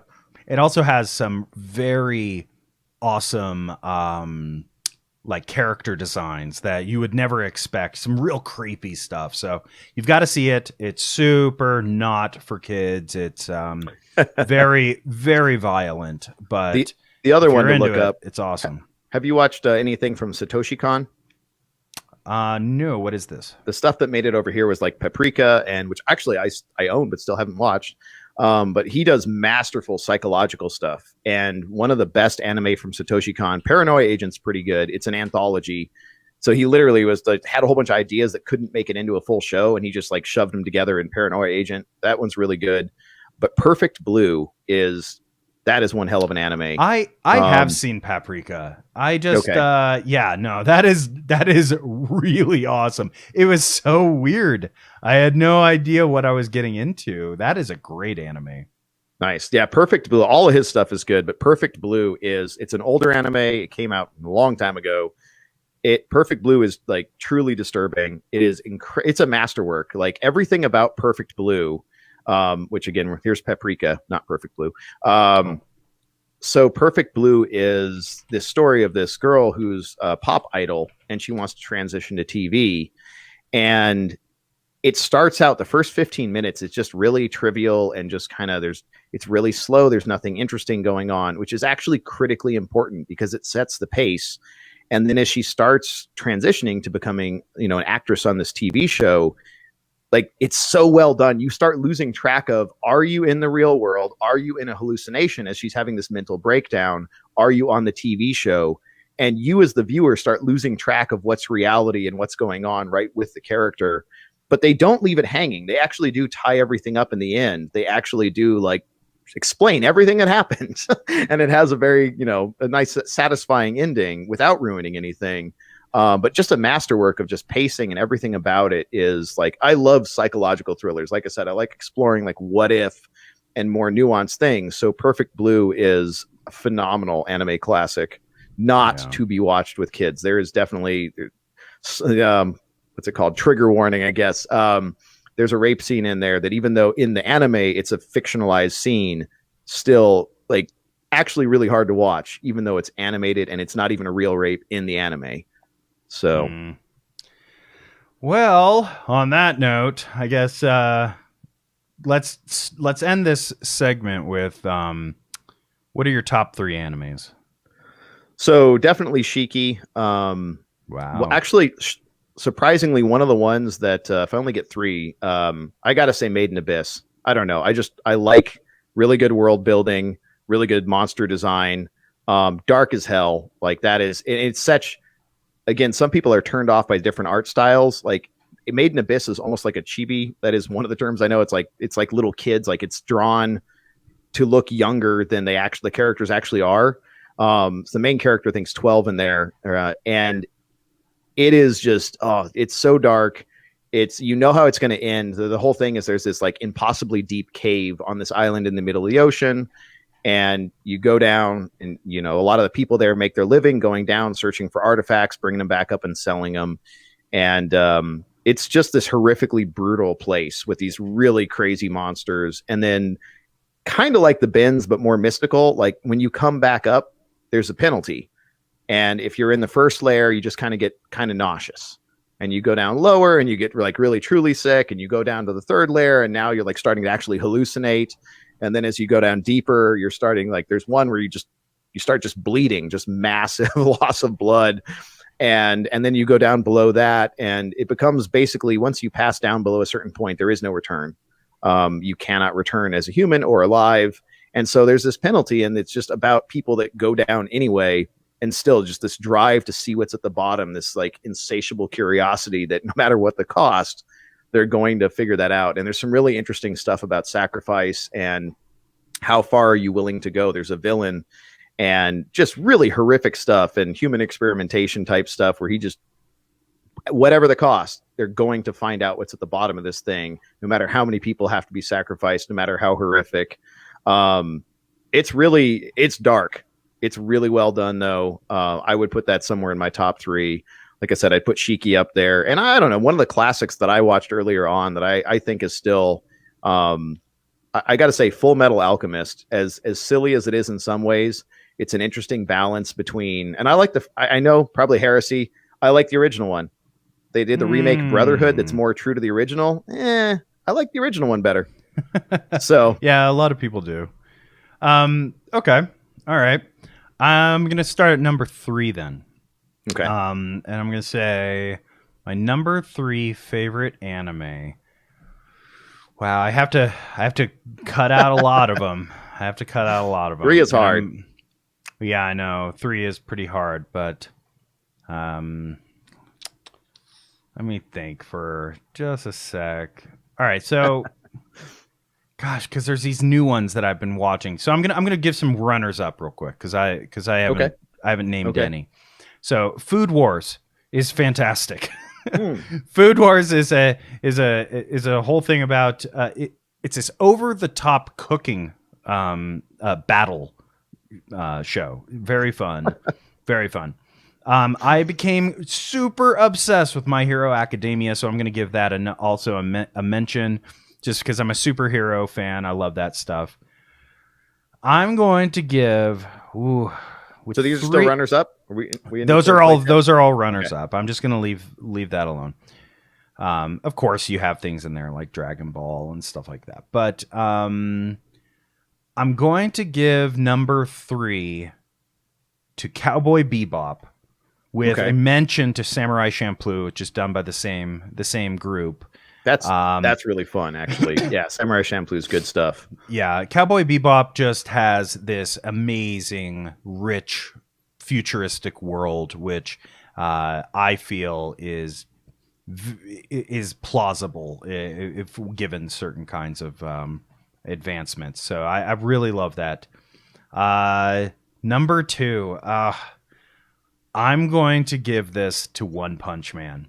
Because One Punch Man is so awesome in just concept and execution and humor. I love One Punch Man. Does that carry to season 2? Season 1 I haven't was amazing. seen season 2. It does have season 2. I have no idea if it's still as good as season 1. I thought they kind of wrapped it up in season 1, but yeah, it's so good. It is so good. And then the number 1 anime, I think, just because if I had to go to a desert isle and I still had electricity and some magical way to watch some way to watch it, I would want to rewatch Death Note because it is so good, and it's such it's the most intellectual anime I've ever watched in terms of a mystery where they don't give away anything and they make you.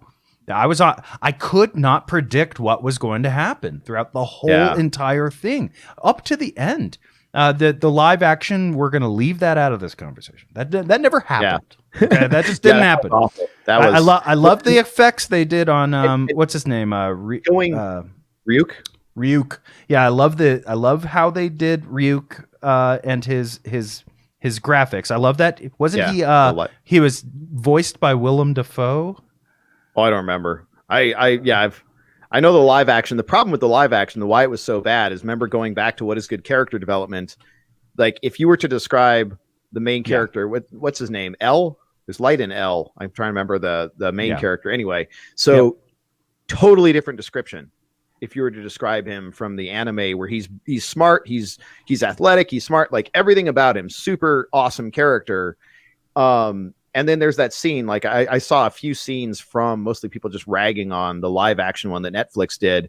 And like Ryuk pops up and he like freaks out and is like screaming, a little high pitched scream. And it's like, no, that's not this character at all. It starts with him almost getting killed by gangsters and he handles that really coolly. Like that is how that character reacts. He is calm. He is collected. He is intelligent. He is capable. He doesn't scream like and get overwhelmed just because he sees a scary thing. Like that's a different character. You have not made the same show. You've completely changed the character. This is something different. So yeah. And anyway, it never happened, Elio. It just never happened. Yeah. But anyway, kind of like if they were ever dumb enough to make other Matrixes, like more than the Matrix. Yeah, if they ever were dumb enough to do that, right? No one would ever do that. It'd be a disaster. It'd be terrible. Yeah, it's not like they're actually filming it right now with Keanu. You do know about that, right? Jesus, they've done enough. Yeah, damage. That's right. No, Matrix 4 is in production. Oh, God. That is in production. It's on us. If people actually go to the theaters and watch that garbage, that's how you're going to get a 5th one too. Boycott. First one was fine. The rest are just a waste of your time. It does look. They basically were like, you know what? Let's put John Wick in the Matrix. Yeah, there's still money to be wrung out of this property. No, you don't understand. It's not. I wasn't joking. It really is. I'm terrified that you're not. Look. Ugh. They really are putting John Wicks in the Matrix. Oh God. That's Trinity. There's John Wick. Yeah. Wow. Just when you thought it couldn't get worse. Nah, I don't know. I mean, to be honest with you, it could be the best of them all. I have been wrong, and I want to be wrong on this one. I really want to be wrong on this one because the third Matrix let me down so bad. I mean, it's again, that's one of those series where you have to do all kinds of mental conspiracy theory gymnastics in order to fill stuff in and be like, oh, well, what about what's his name? Was it the architect? Yeah, You the know, guy in the white suit and with the room of TVs. Yeah, right. What if he and the Oracle were actually best friends and this was all their yeah, plan and all this crap yeah. and you're just like and anyway, the first Matrix was so cool. And That was well done. I did rewatch it just recently. It is a little dated looking, Yeah, but it's just such an awesome. I remember the feeling I had when I was first watching it, and like just how I just couldn't believe what I was seeing at all. The second one, I rewatched that recently. Ooh, it's also so couldn't believe what you were cringy. seeing, but in a totally different way. Indeed. Yeah. No, they did some groundbreaking stuff. Although the base premise of using humans as a power source is total, it doesn't work. Thermodynamically, it's so far off. But still fun, even though the base premise was garbage. But yeah, I still just see that's a thing. It's like, why didn't they ever explain how Neo had powers in the real world? And that bothered me a lot. And like that's where you go into those conspiracy theories where they're like, because there's another Matrix on top of that one. Well, that's and you're like, oh. Yeah, and that's where like Virtuosity, which wasn't great, but it actually wasn't too bad back in the day. Virtuosity, that was freaking crazy. There is something to be said. If you had perfect neural interface VR, how would you ever know that you were out? Yeah, and that's the problem. Once you go in, you can never know that you're out for sure. So oh my gosh, that movie was so nuts. That was so cool. Wait, no. That's not the one I was thinking of. Virtuosity's cool. Which is the one where they all... There's this one where it starts off where everybody's just like, "Hey, come to my party and we're all going to party with this VR thing." And then I don't know which one that is. Oh man, it was freaky. I'm trying to figure out a way to describe it without letting it, without letting it all. It's not Lawnmower spoil. Man. That had slight aspects. That was that was cool back in the day. That was really cool back in the day because that was the first time I remember seeing like serious computer graphic like scenes being rendered. That was done on an Amiga, and that was That was some serious graphics there. Let's see here. It was let's see, virtual reality movie. I'm gonna type in something I'm not. It's called Existenz. Existenz with Jude Law, dude. It sounds like something you get spam email about. Yeah, you know. New Existenz. It'll make you successful in the bedroom. Dude. Existenz was one of the absolute freakiest, craziest movies of this type like I've ever I'm trying seen. to remember, what was the other one? I think we found it. We were talking about that the other day. There was a movie way back in like the 80s with, I think, Tom Selleck. Let's see if I can find it. And it was actually really prescient. A lot of the stuff we're seeing today with deep fakes and whatnot, I won't say it totally predicted. I think this is the one. I'm pulling it up. Make sure this is the right one. But it had these like robot bugs and it had smart guns and it had all this. Yeah, this is the one. So Runaway 1984 is that movie was actually way ahead of its time.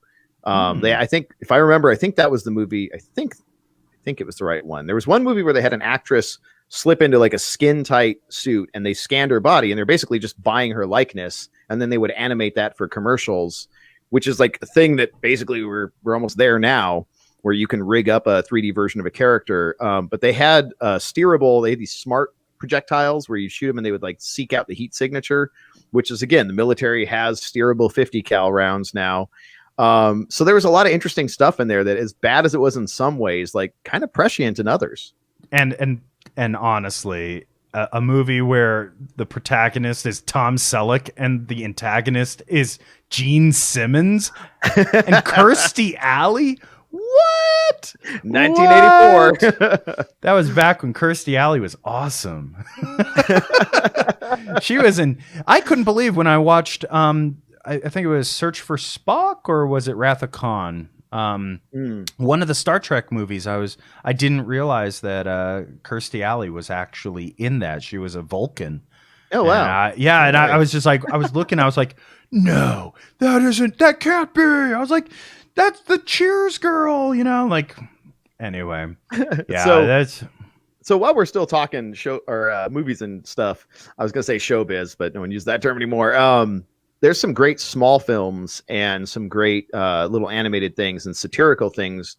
It's interesting watching YouTube. Obviously, is the place for video, but Vimeo has kind of become a film festival, and some stuff is on both, some stuff's only on one. But one of the films that I really enjoyed was Faster Than Light, or FTL.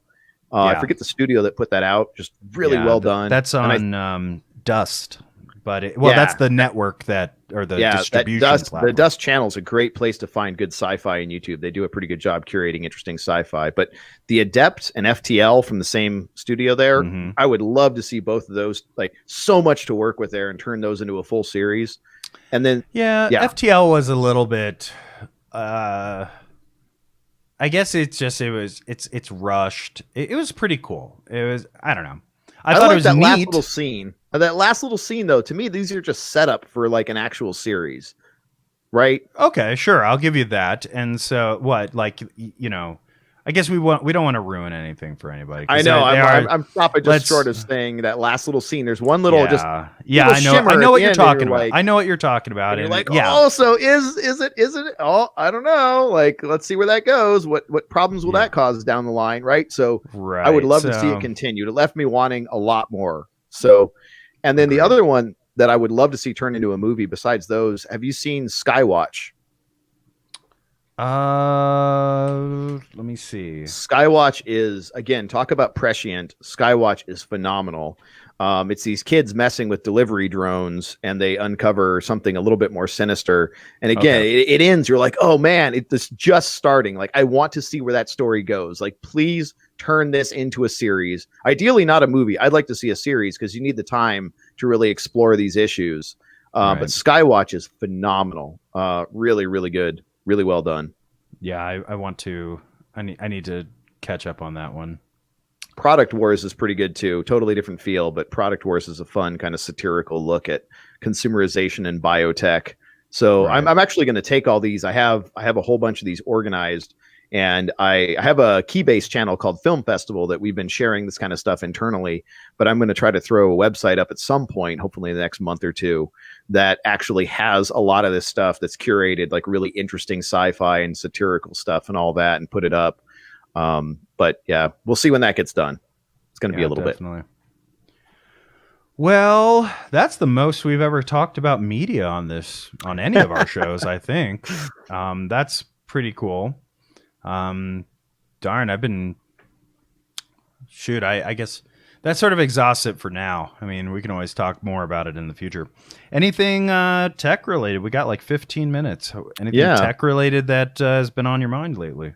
Well, we talked about the breaking wind attack, as I think it should be called, because they broke SolarWind.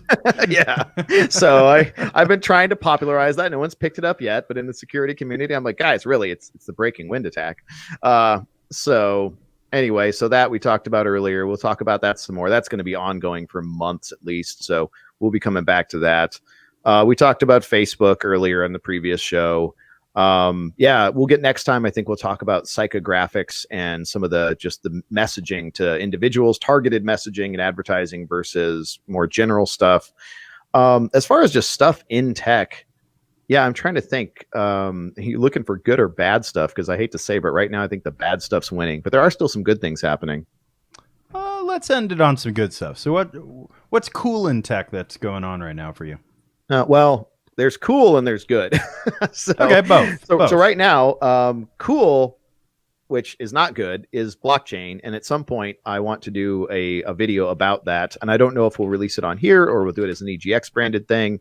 But blockchain, if you look at the computer science, blockchain, it's being pitched right now as the savior it's the next internet. Like, it's not hard to find articles that say blockchain will be the next internet.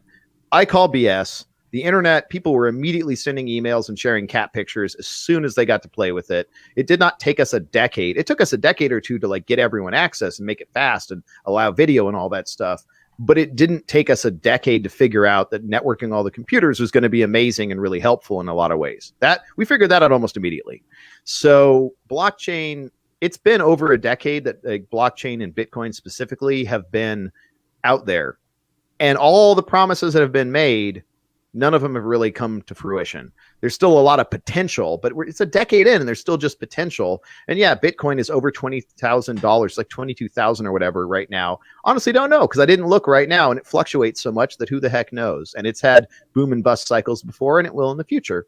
But just because something's worth a lot of money, like, yeah, Madoff had a huge fund. It was just a straight up pyramid scheme, or excuse me, a Ponzi scheme. And honestly, his stuff was a lot more green. Blockchain is like the horrifically energy inefficient version of Bernie Madoff.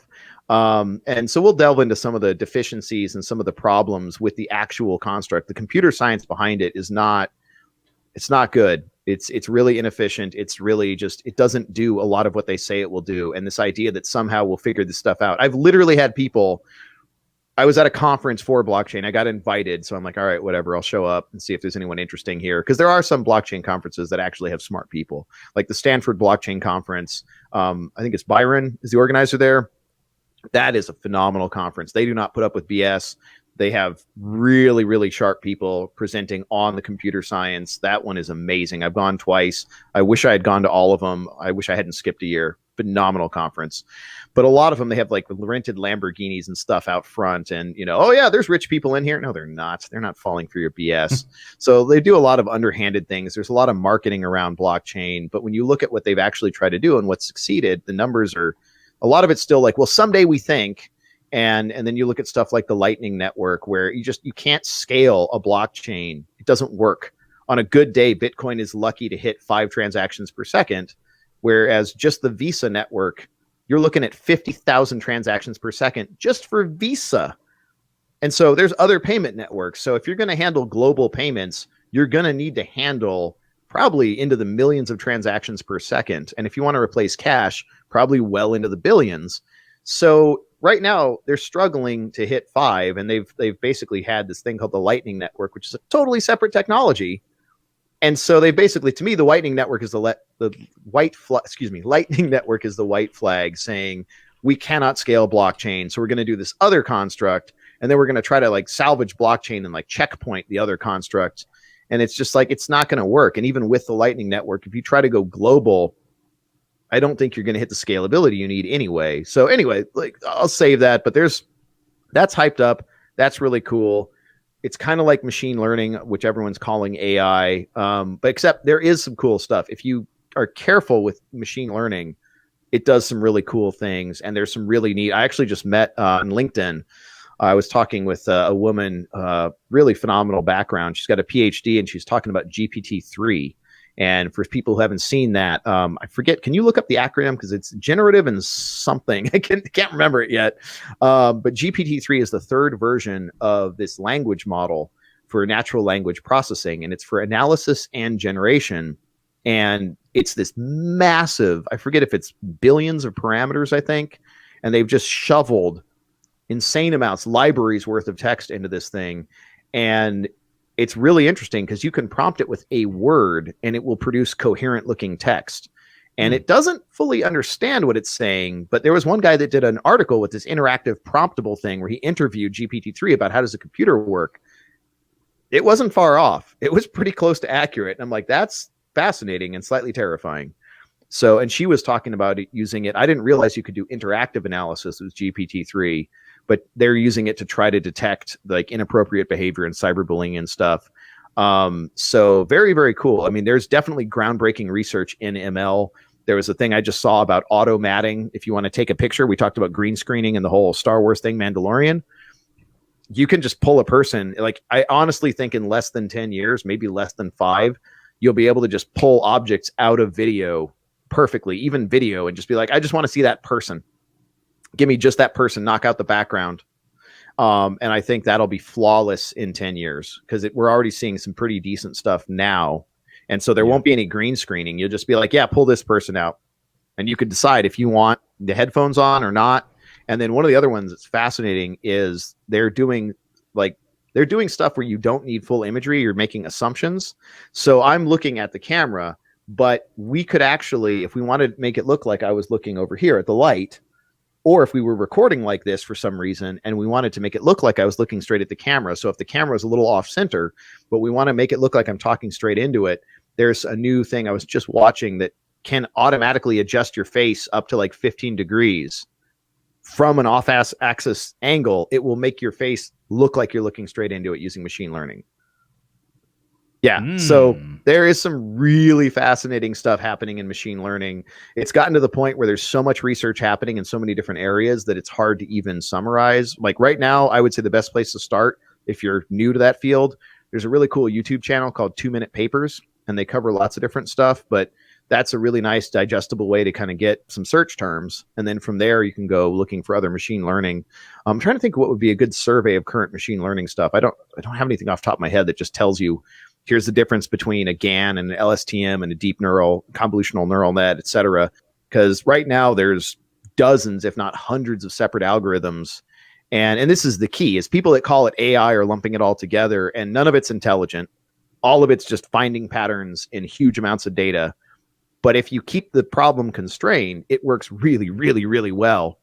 It's not intelligent. You can't just be like, oh, just learn, because they've tried to do that. The IBM thing, they're like, oh, we're going to use this deep mind or whatever. It's going to do everything. It's going to treat patients. And if you actually talk to some of the doctors that tried to use it, they're like, no.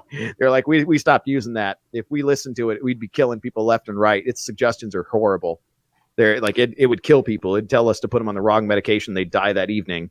So you can't just take one like deep convolutional neural net and just throw it in any problem and it just works automatically, which is how a lot of the stories kind of make it sound like, oh, we're just going to AI that. And it's like, no, you're not. If you have a narrowly defined problem, you can go ahead and you can, use machine learning to solve that particular problem in that context. Like if you look up right now, pull up the screen with agrobot. And so I always said this was going to be a big thing for disappearing jobs.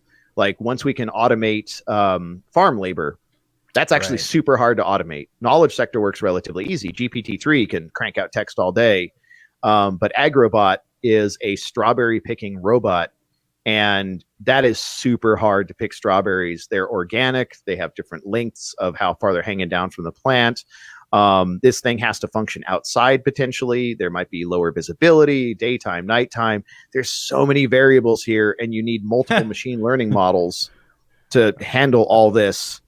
Whereas like GPT-3 is one single ML model that does all kinds of stuff for language. It has one problem to solve, so it works really well.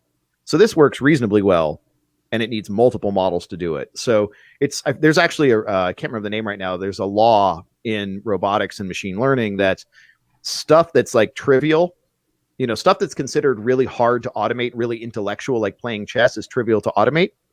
But stuff that's actually like young children do it naturally, like just figuring out how to climb up something, is actually extremely difficult to pull off for computers.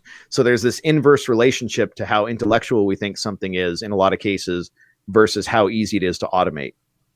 Yeah. Speaking of automation, first off, agrobot's really cool. Although I like their video here, where it's like the beginning of Transformers or something, where it's just like it's like Mark Wahlberg out on his farm and he looks in on sinister looking. then he just stares at it stoically. He's just like, yeah, that's right. This is what's going to take my job. You also want to be a farming robot man? Yeah, it's pretty cool though. It does do what it says it's going to do. It's going to pick some strawberries. So here's another cool thing that Angry Knees just posted. It's called Image GPT or GPT-2. And what it does is it takes partial images and then it finishes the image. And I want you to see some of these samples. They're pretty awesome. So check this out. I'm going to try and get a bigger image. I actually have not seen Image GPT. Again, there's so much research, it's almost impossible to stay up on it. So here's the original on the right. That's awesome. Here's the model I input. like the little tennis ball with legs. That's awesome. Right? And these are the different completions it came up with. I like this one here. It was originally this. So what we're looking at for those on the podcast, it's on openai.com/blog/image GPT. We will put the link into the show notes on YouTube. And basically, there's an original image, and then they cut half of the bottom half of this image off, and then feed it to this algorithm. And this algorithm then completes the second half of the image. And what we're seeing is like, it's essential. I guess that last image is that a tennis ball with some spots on it or something? Or what is it? Yeah, it looks like I don't know. Tennis ball. It reminds me of the dog or bagel meme. Yeah, I know, right? So anyway, but it recreates it into these like little creatures. There's a picture of a cat with one of those cards in front of it to make it look like it's smiling.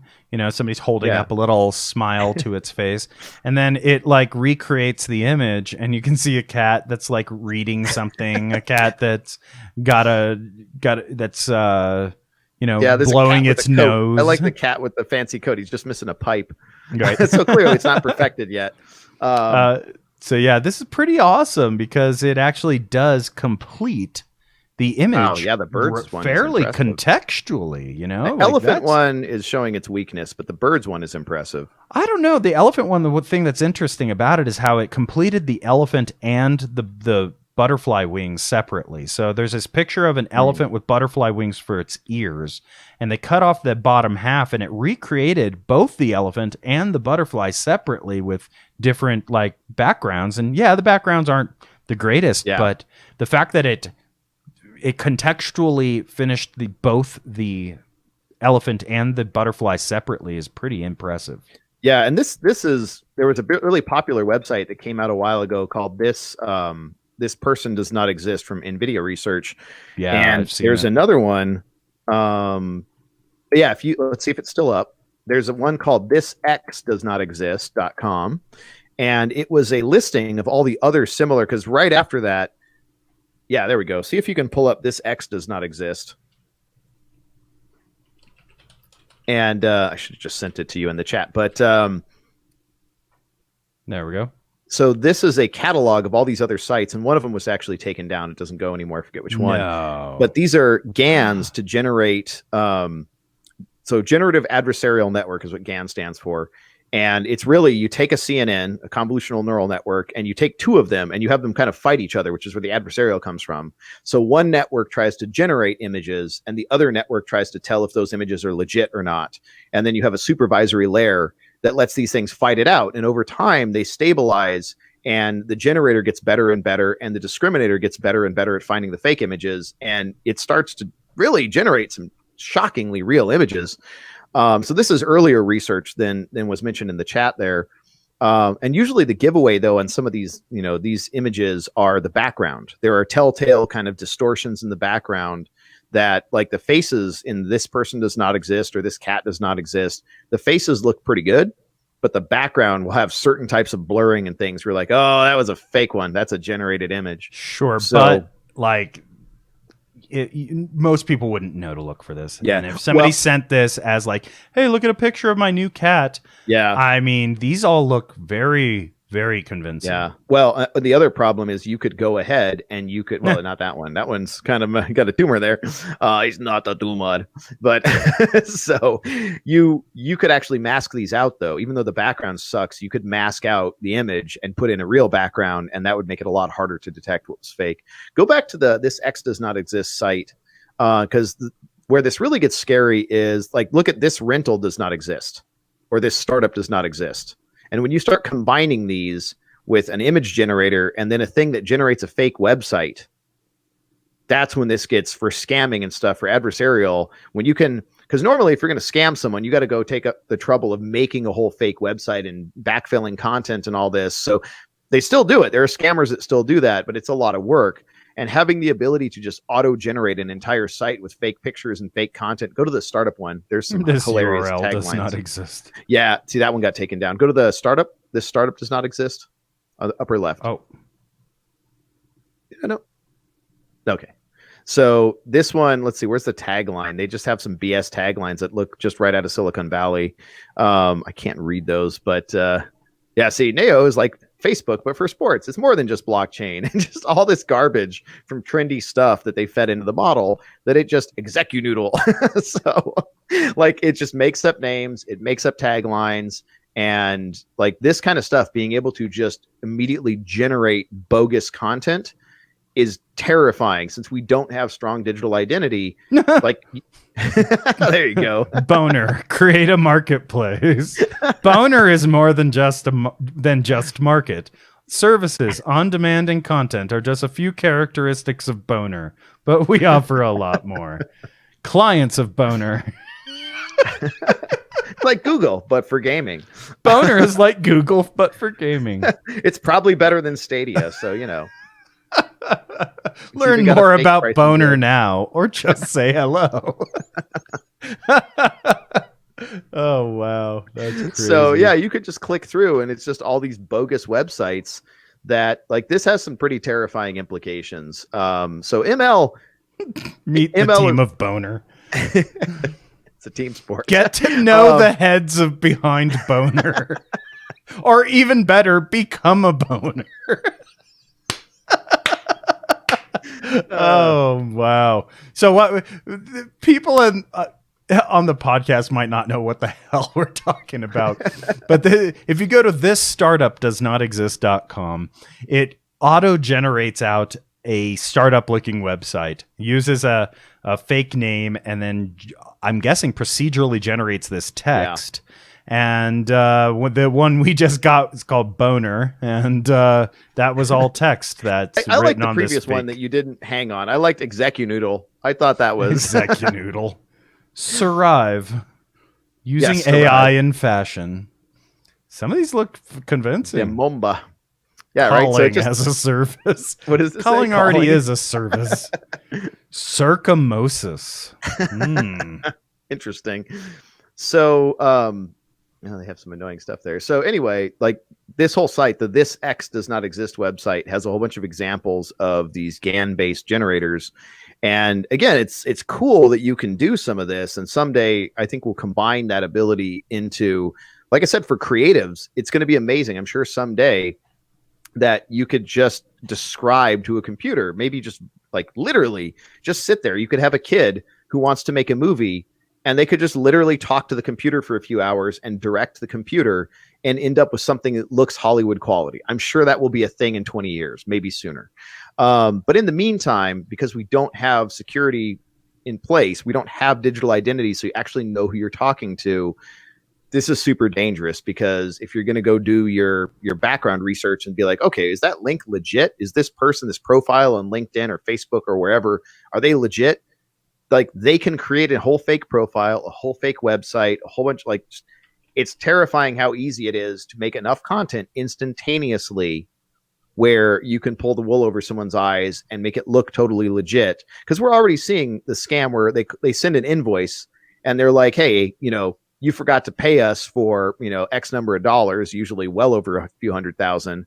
The biggest scam that worked like that, there was a guy who sent, he did get caught, by the way, but he sent 2 requests to Facebook and Google, fake company. He's like, hey, you owe me $50 million for these services. And they send it directly to the, to one, I think it was like the head of finance, the CFO. And the CFO, this, I'm trying to remember how that goes, but basically one executive thinks, oh, well, they already approved it. And then the other guy's like, yeah, go ahead and just get it done, pay it. And so no one double checks. And they sent $50 million. This guy got a combined $100 million, which was the biggest one. But there were a ton of these incidents, and they're still going on today, where you just take advantage of the fact that you know who you're supposed to be talking to. Wow. You know the right names, and just literally ask for money. You don't hack them or anything. You're just like, hey, you forgot to pay. How Here's the can bank that? account. How can that? Well, I guess that is fraud if you're telling them you didn't pay. But I would like to make a script that just literally goes to every company, every CEO, every single person who makes more than, say, $200 million a year, or $100 million a year even, and then just autonomously ask them for money. And that's it. You might get it. I'm telling you, like, and basically give your real story. Just be like, hi, I wrote this application to ask people who are more fortunate if I can have some of their money. And you please just click here. Inspired someone to create a spam campaign. Hey, like, you know that's what? a good idea. Oh man, those poor rich people are gonna get spammed. Man, I'm really feeling broke up about this. So anyway, we're at 2 hours, man. Yeah. So anything that you want to say before we let everybody go? No, I think it was fun. I like having the multiple formats where we have the structured show and we have a little bit of the freeform chaos here. And I think we covered plenty. And we'll do this again next week. I agree. I think this was fun. This was sort of a how do you put it? This was a dream of ours, which was the original dream of this podcast was, or of any of our shows, was just to record some of the conversations that we were already having. We started actually, having these 3-4 hour long conversations on the phone. We're like, boy, these are the kinds of conversations people are asking us to actually, do on our show. We should just do a free form show and talk about whatever we want. So anyway, hope everybody enjoyed it. Hope you enjoyed the conversation about anime, about agrobots, about Mandalorian, movie tech, all kinds of stuff today. SolarWinds, machine learning, a little bit of everything. Indeed, totally. So that's it, everybody. We are going to be recording again on Monday at 5:30. We've put up the schedule up onto Twitch. So if you're interested, check the schedule, see when you can join us next. We're going to be doing Code and Chaos 2-hour streams on Saturday like this, but we're going to be doing hour-long streams on Monday and Wednesday.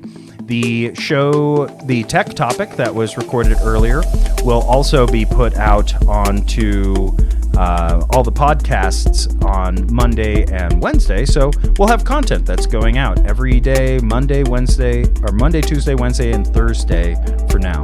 So stick around, listen to the shows, subscribe. We appreciate it. Thank you, everybody. Have a wonderful night.